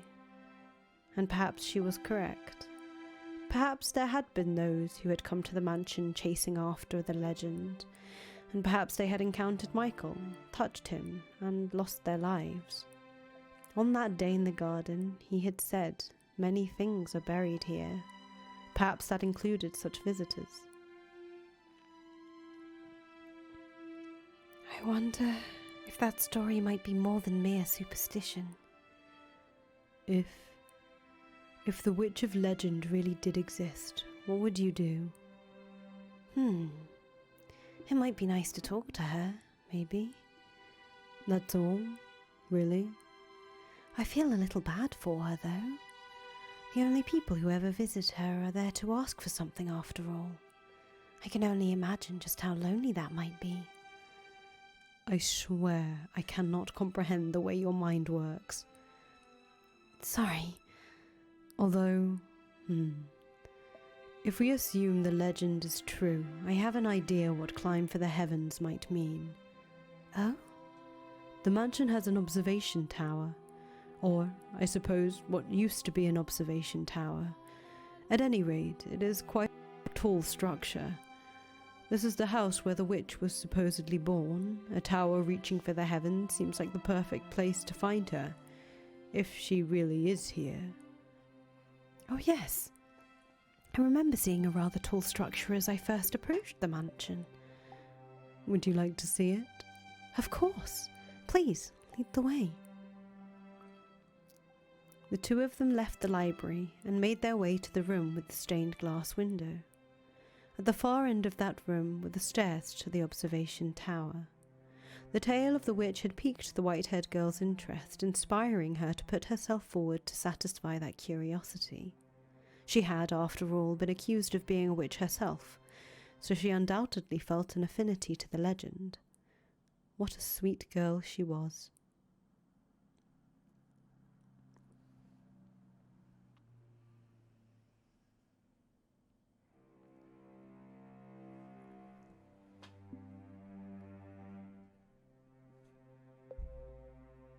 With Michael in the lead, the two climbed a long spiral staircase.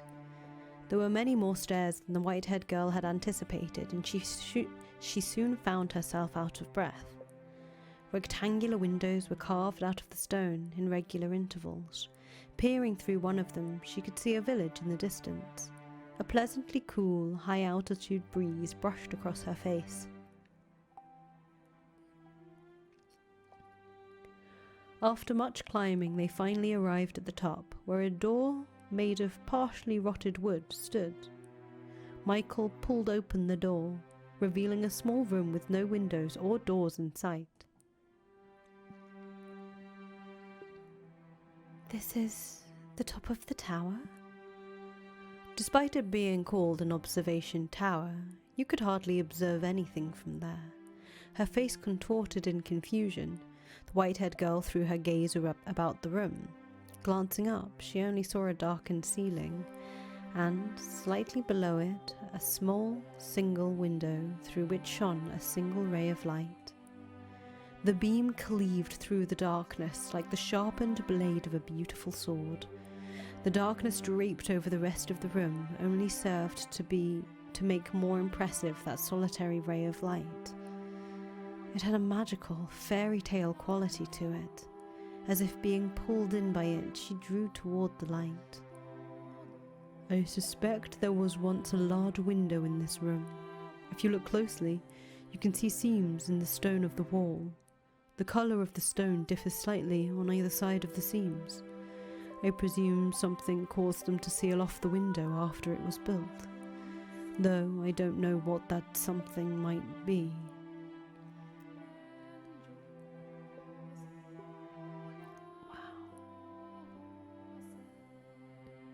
When Michael's eyes fell upon the white-haired girl, wrapped in a beam of light, he sputtered to a stop.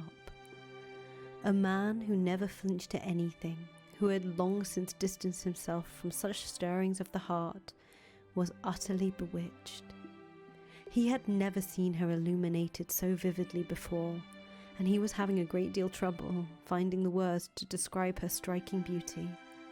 For someone who had been chased out of her home and accused of being a witch, the white-haired girl looked less like a practitioner of the dark arts and more like one of the host of heaven. Michael undoubtedly felt the same way, for his gaze was affixed firmly upon her. Dazzling, isn't it? Like a staircase leading to heaven. Yes, perhaps so. Is something the matter? No, I'm fine. You know, it feels like there's something odd in the air here. It feels like someone actually might be listening.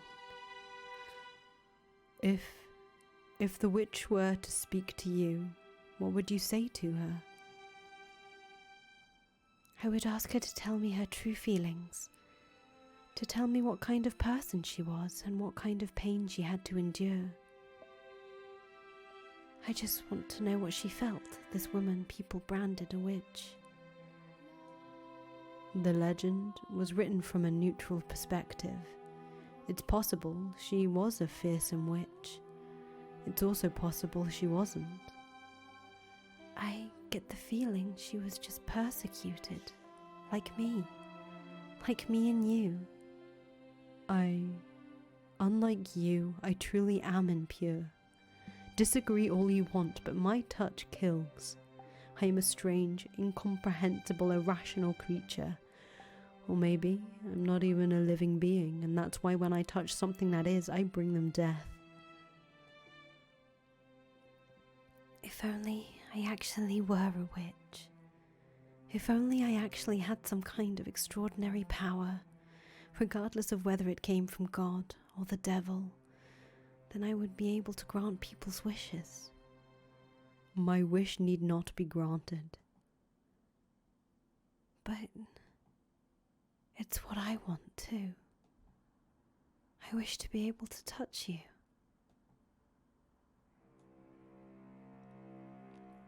I would be perfectly content with nothing changing, with us never being able to touch one another. I would be more than happy with that.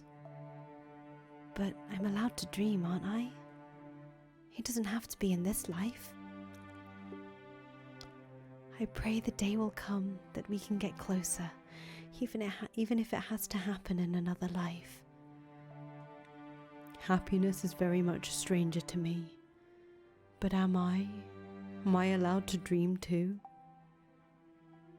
You are. I will never touch you, I swear it.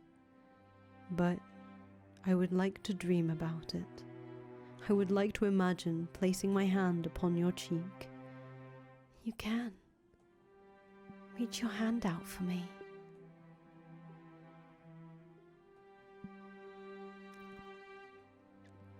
I will imagine it too. I am imagining your fingers running through my hair. Oh.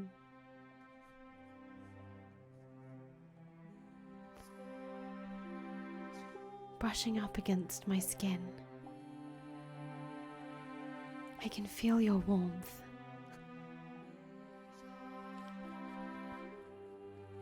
There was a wall between them, a wall they could not cross.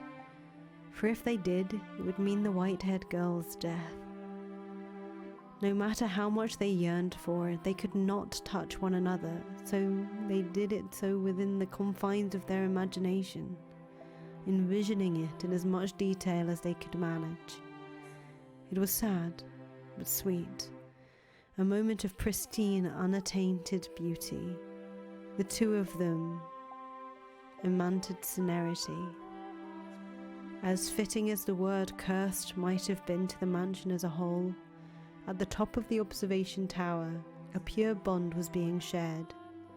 A fleeting moment between a young man with a cursed touch and a beautiful, kind-hearted girl.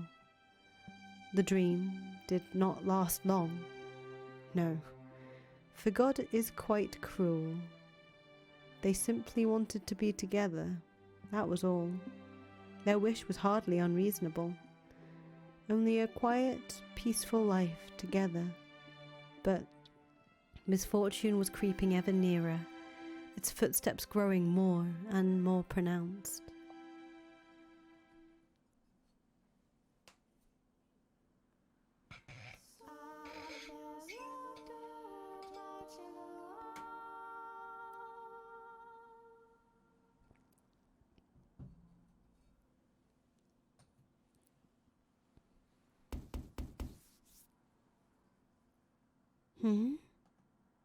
Is someone at the door? The flow of time was hazy within the mansion's walls. They had little way of telling whether it was night or day, preventing them from knowing exactly how much time had passed.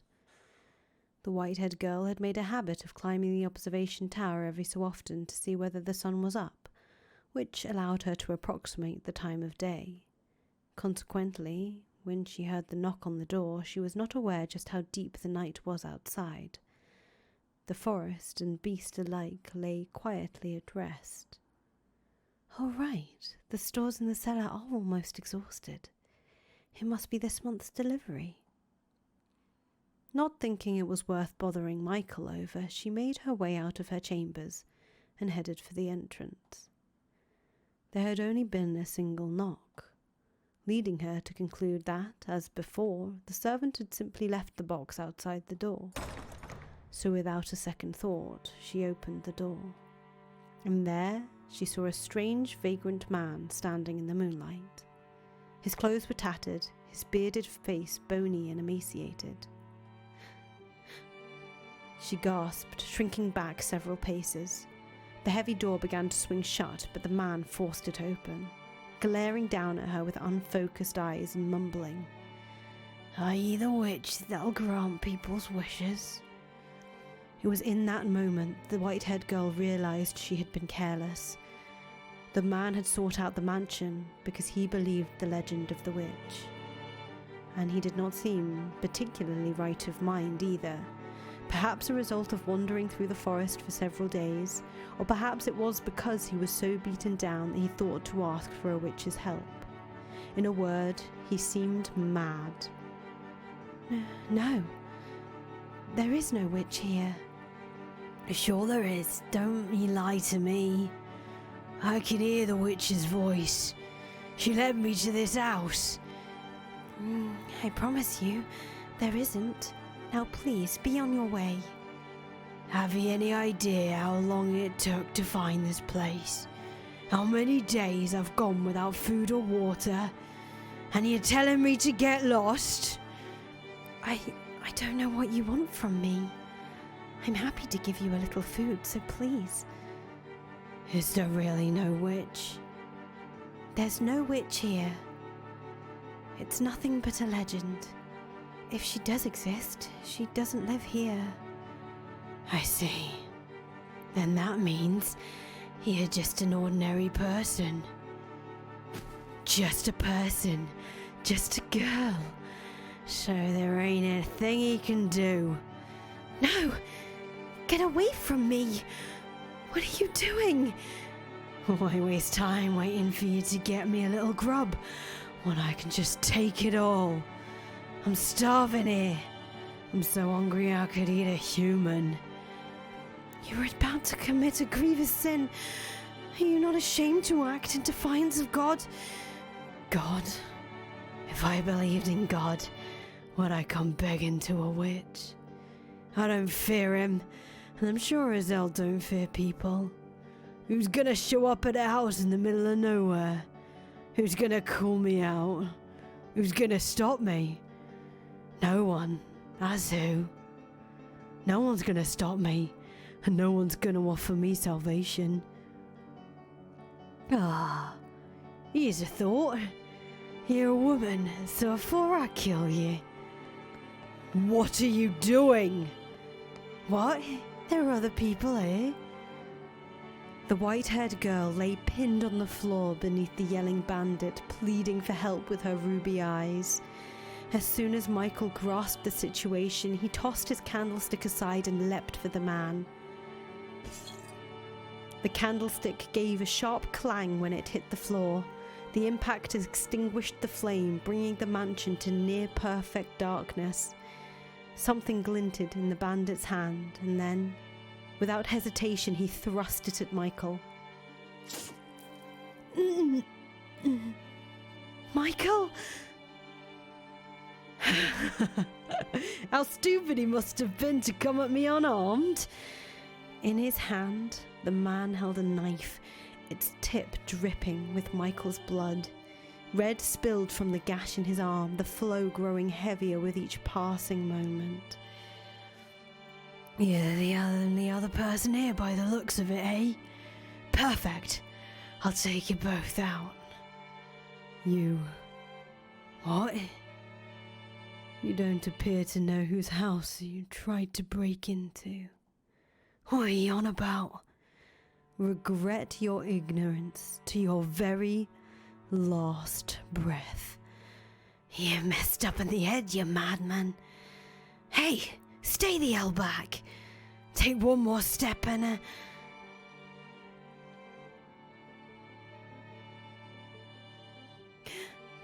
I inherited the witch's curse.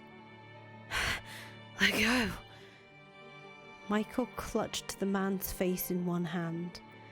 The man raised his knife to strike back, but... What's happening?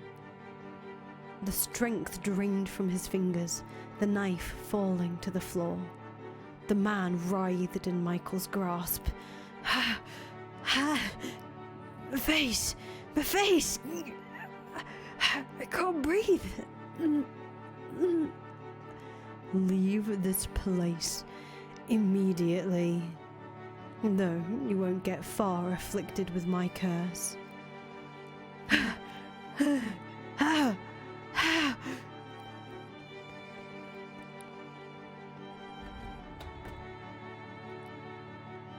Helpless to fight back, nay, helpless to even consider fighting back, the bandit fled from the mansion in terror.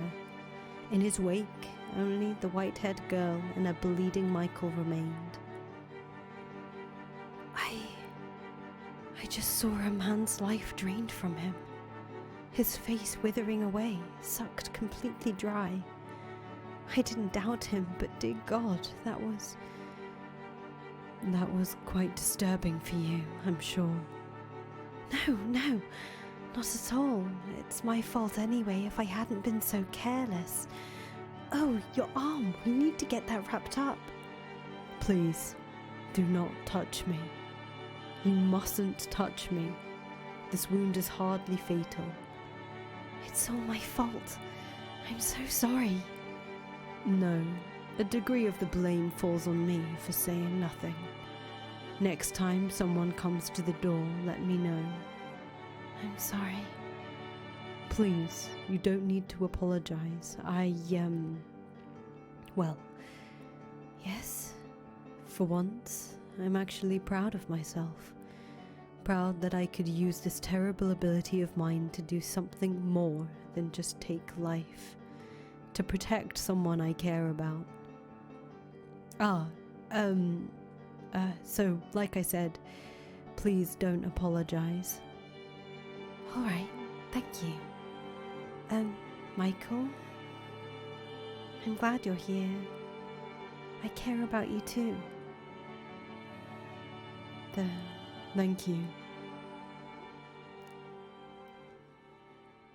Had the flame of Michael's candle not gone out when he threw it to the floor, he would have seen a heartfelt smile on the white-haired girl's face, and she would have seen a flush of red and an awkward smile on Michael's normally blank face.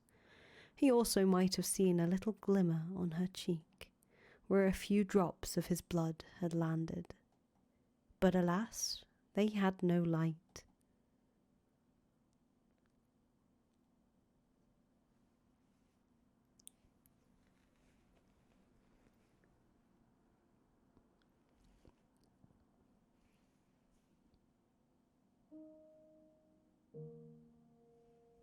The collapse of their happiness came slowly, gradually. Perhaps it was because she had touched his blood instead of his skin, but the deterioration of the white-haired girl's health crept along at a relaxed pace. The life was not sucked out of her in the blink of an eye as it had been from the bandit. She merely grew progressively less and less healthy.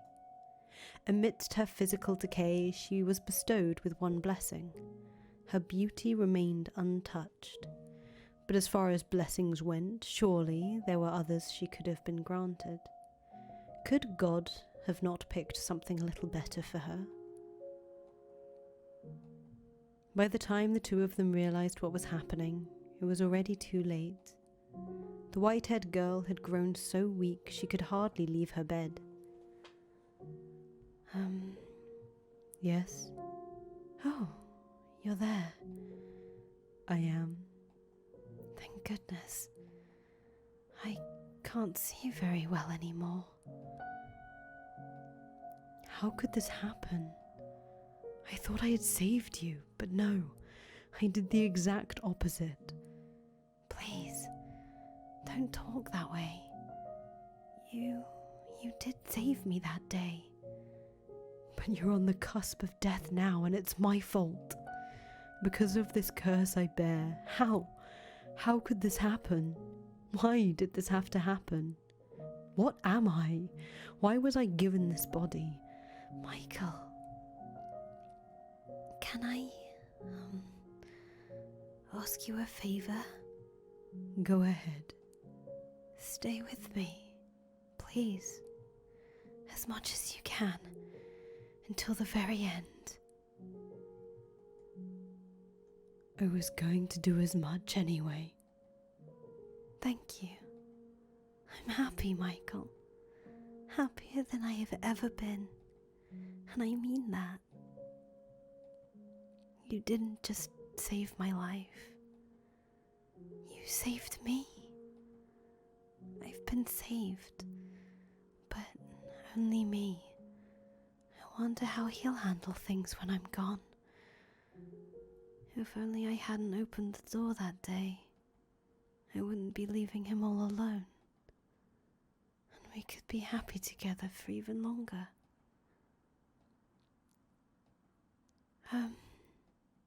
Yes?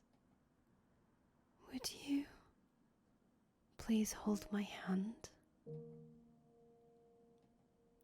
I think it's probably safe now. I will not. I cannot touch you. If I do, I might take what remains of your life, take your beauty away, and force you to die hideous. I cannot touch you.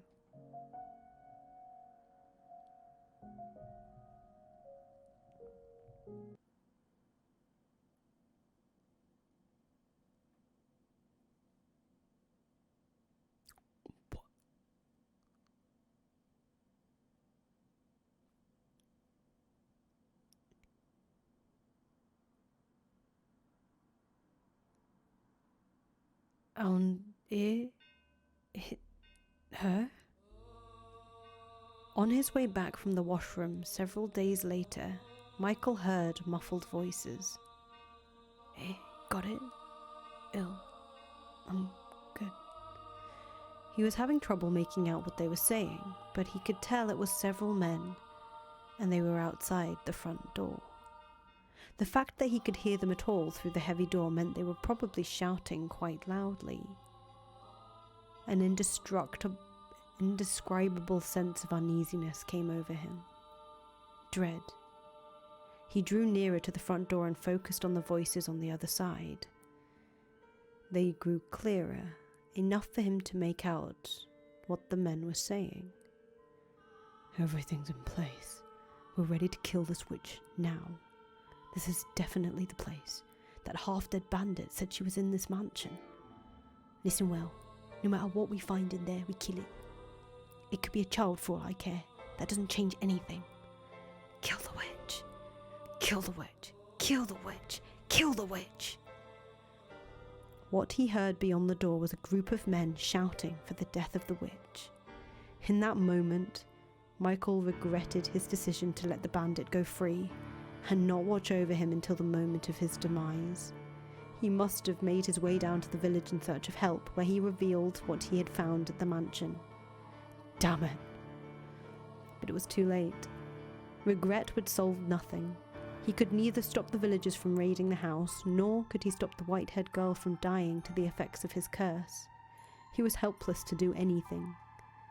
The gears of his fate had locked him onto a path of tragedy and were turning mercilessly onward.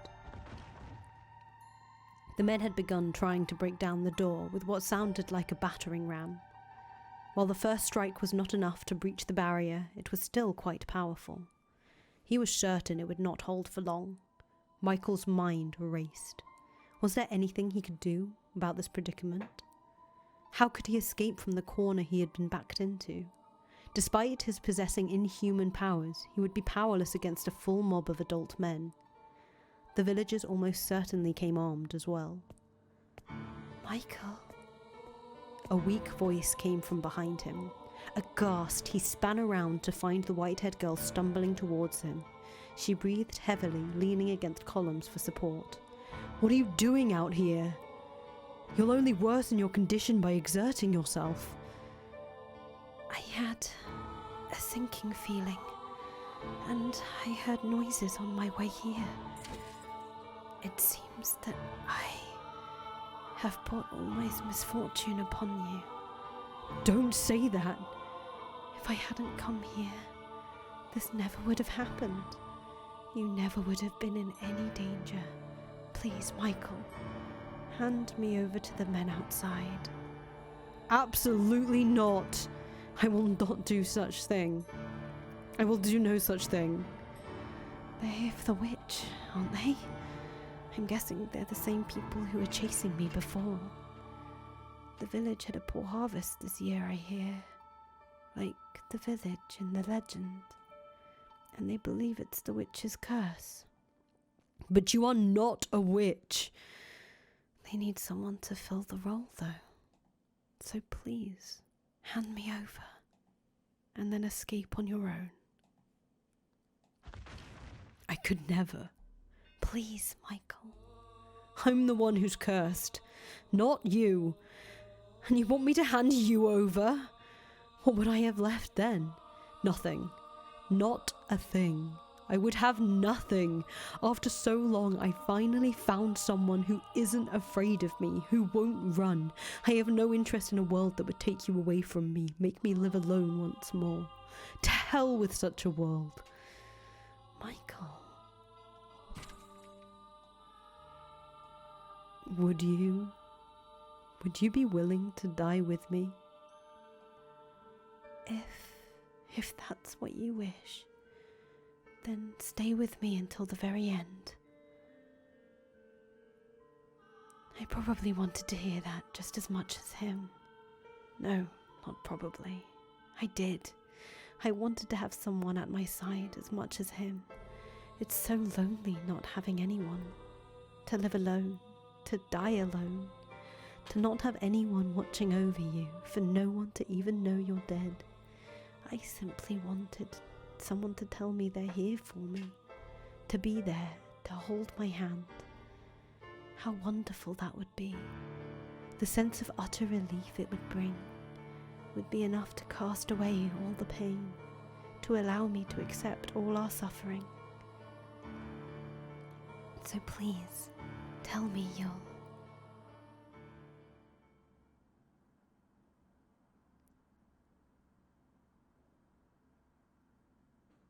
Michael and the white-haired girl chose to spend their final moments at the top of the observation tower.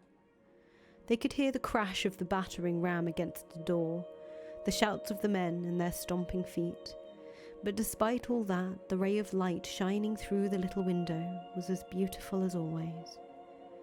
The room's air of serenity remained unimpeached. After the long climb to the top, the white-haired girl was terribly out of breath. Michael considered several times offering her his hand, but the possibility of doing so might rob her of her last scraps of life stayed his hand. It sounds like they broke down the door. I'm glad we've made it up here when we did. I'm so sorry for asking this of you. Don't be. I would have chosen here for my final moments as well. This is the one place in this mansion with any sunlight. The one place I can get a good look at you. Thank you.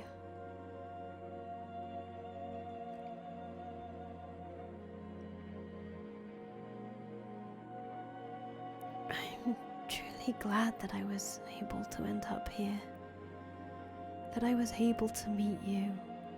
And more than anything, that you said you cared about me. Have I managed to become an essential part of your life? Do you even need to ask?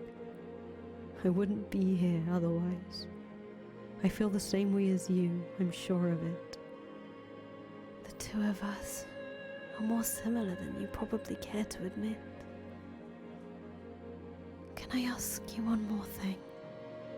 Go on. Would you embrace me? If this is to be the end, if this is to be my last chance, then I don't want it to end without having been able to touch you. Please, don't refuse me this, Michael. Just do it, please. I won't keep you waiting long.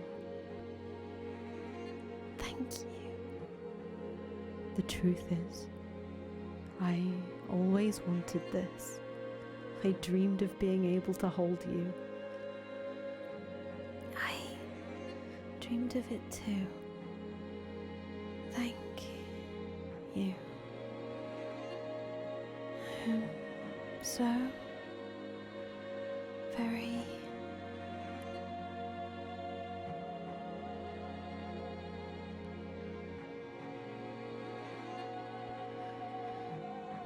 She's still so beautiful. What a cruel joke. Could you not have given us some other miracle? One that would allow us both to survive? Where are you? Where did you get off to? I can't find her, damn it! Hey, there's some stairs over here. They lead up. Beneath the single ray of light, the white-haired girl lay completely still. Not even a frail sigh escaped her closed lips. She remained as gorgeous as ever. It was as though she had simply fallen asleep in the sunlight. Looking down upon her, Michael determined to do one thing. I will not allow anyone to sully this sight. He gave a fleeting glance back at her pristine corpse, then opened the door and stepped through it alone. He would protect that room where she lay. Hey, there's someone up here. So this is where you've been hiding, you infernal witch. Wait, that's not the girl. The raucous sound of their footsteps rang up from below. Shortly thereafter, the men themselves came into view. As he had expected, they were heavily armed. He glowered at the men, then sucked in a deep breath and shouted at the top of his lungs. I am the witch you seek. I've inherited her curse, and it is I who brings calamity upon you. You hear that? But he's a man or woman, it doesn't matter. Death to anyone who has ties to the witch. Cleanse this earth of all impurity. Kill him! Kill him! Michael did not flinch at the sight of the men. He stood unyielding between them and the door. He did not flinch when they raised their weapons against him, nor when they pierced his body.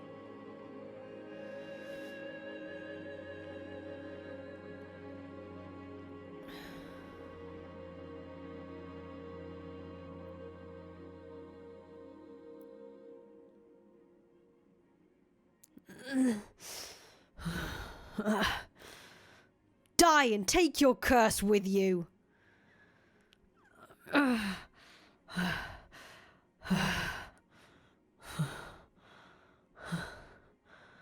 I have no need for this life any longer. It's all yours. I am cursed to kill even that which I wish to protect, but at the very least, I can protect one thing before my life is done. Not even one of you will leave this place, wither and die by my curse. The blood spilled from his skewered body flowed down the stairs, down and down like a little river, soaking the feet of every single man who had stormed the mansion. This was the last thing he saw before the final grains of life slipped between his fingers, which brought a faint smile to his lips.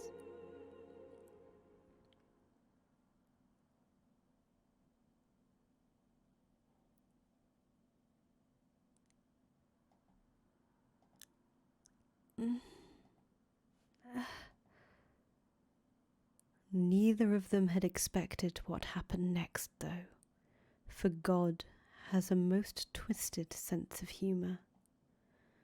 The white-haired girl had not miraculously passed away without being robbed of her beauty. Why am I still alive?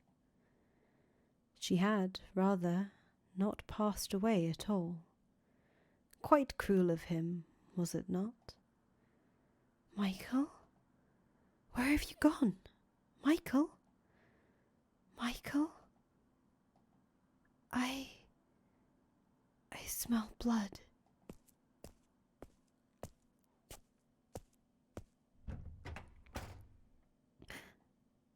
For, had he allowed her to die, she would have not been made to witness the scene that awaited her. No. No. And I'm sure you know just what it was she laid eyes upon in that moment. The ravaged corpse of her beloved, a torrent of blood streaming down, down, down the spiral staircase and the sickening stench it raised. No! Why? And his was not the only body. The villagers who had assaulted the mansion had been subjected to his curse, the life drained from their withered shells. Why did this? Michael, why? Why am I the only one still alive? That is a question I cannot answer either. Perhaps his curse did not affect those he loved, as terribly cruel as that might be. I cannot say. Why? You said we would go together. A world without you has no meaning. Had she actually expended her life there in the room, at the top of the tower? Perhaps this tale could have had a happy ending. She would have at least been able to have the man she loved at her side until her very last moments upon this earth. But that was not what had transpired. She had survived, being left utterly alone. I felt a profound pity for the miserable girl, so I called out to her.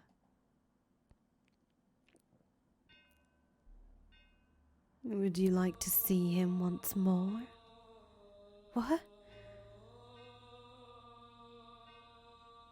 I have the power to help you meet him again. Who's there? Where are you? You know what they call this mansion. So, who do you suppose remains on these grounds? No way. You're from the legend.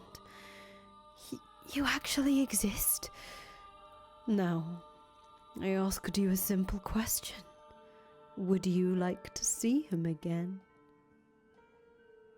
The witch grants people's wishes, but at a price.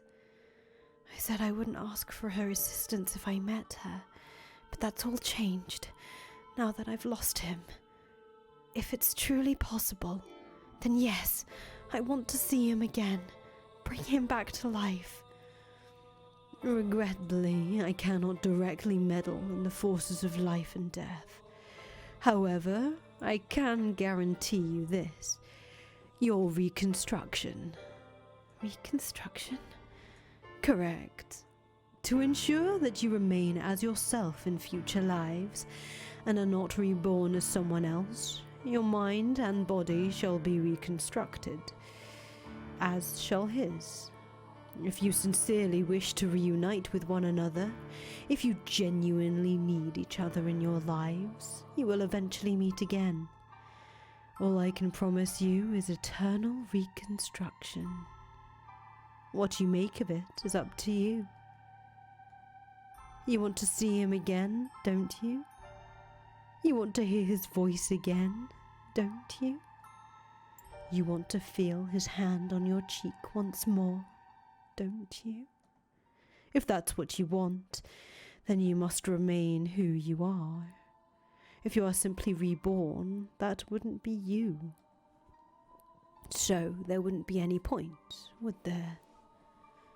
Me, as I am, and he, as he is. Make up your mind quickly. I will not wait long. I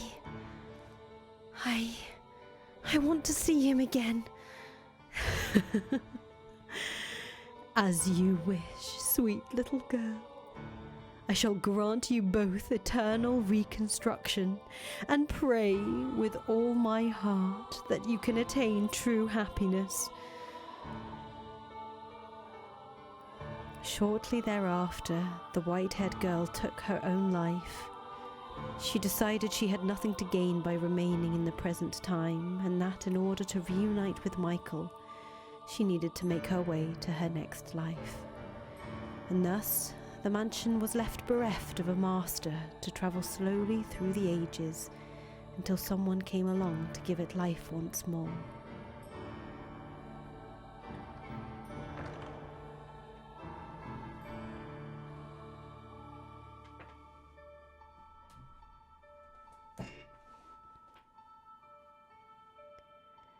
But an unfathomable amount of time has passed, and the two have still yet to reunite. Have they, Master? You know now who you are, do you not? You remember everything now, do you not? You were present in every single era, the reason for which, as I described in the previous tale, because you yearned to be reunited with someone. But that person never showed up in any era. And poor, sweet you, having no memory of any of that, lived those lives with other men. Is it any surprise misfortune befell those eras then? The door swung closed, but rather than outside, you and the maid were inside the dull, monochrome room at the top of the observation tower. The awe-inspiring ray of light shone through the lone window high upon the stone wall. Wrapped in a curious, impenetrable darkness, you both stood alone in the room.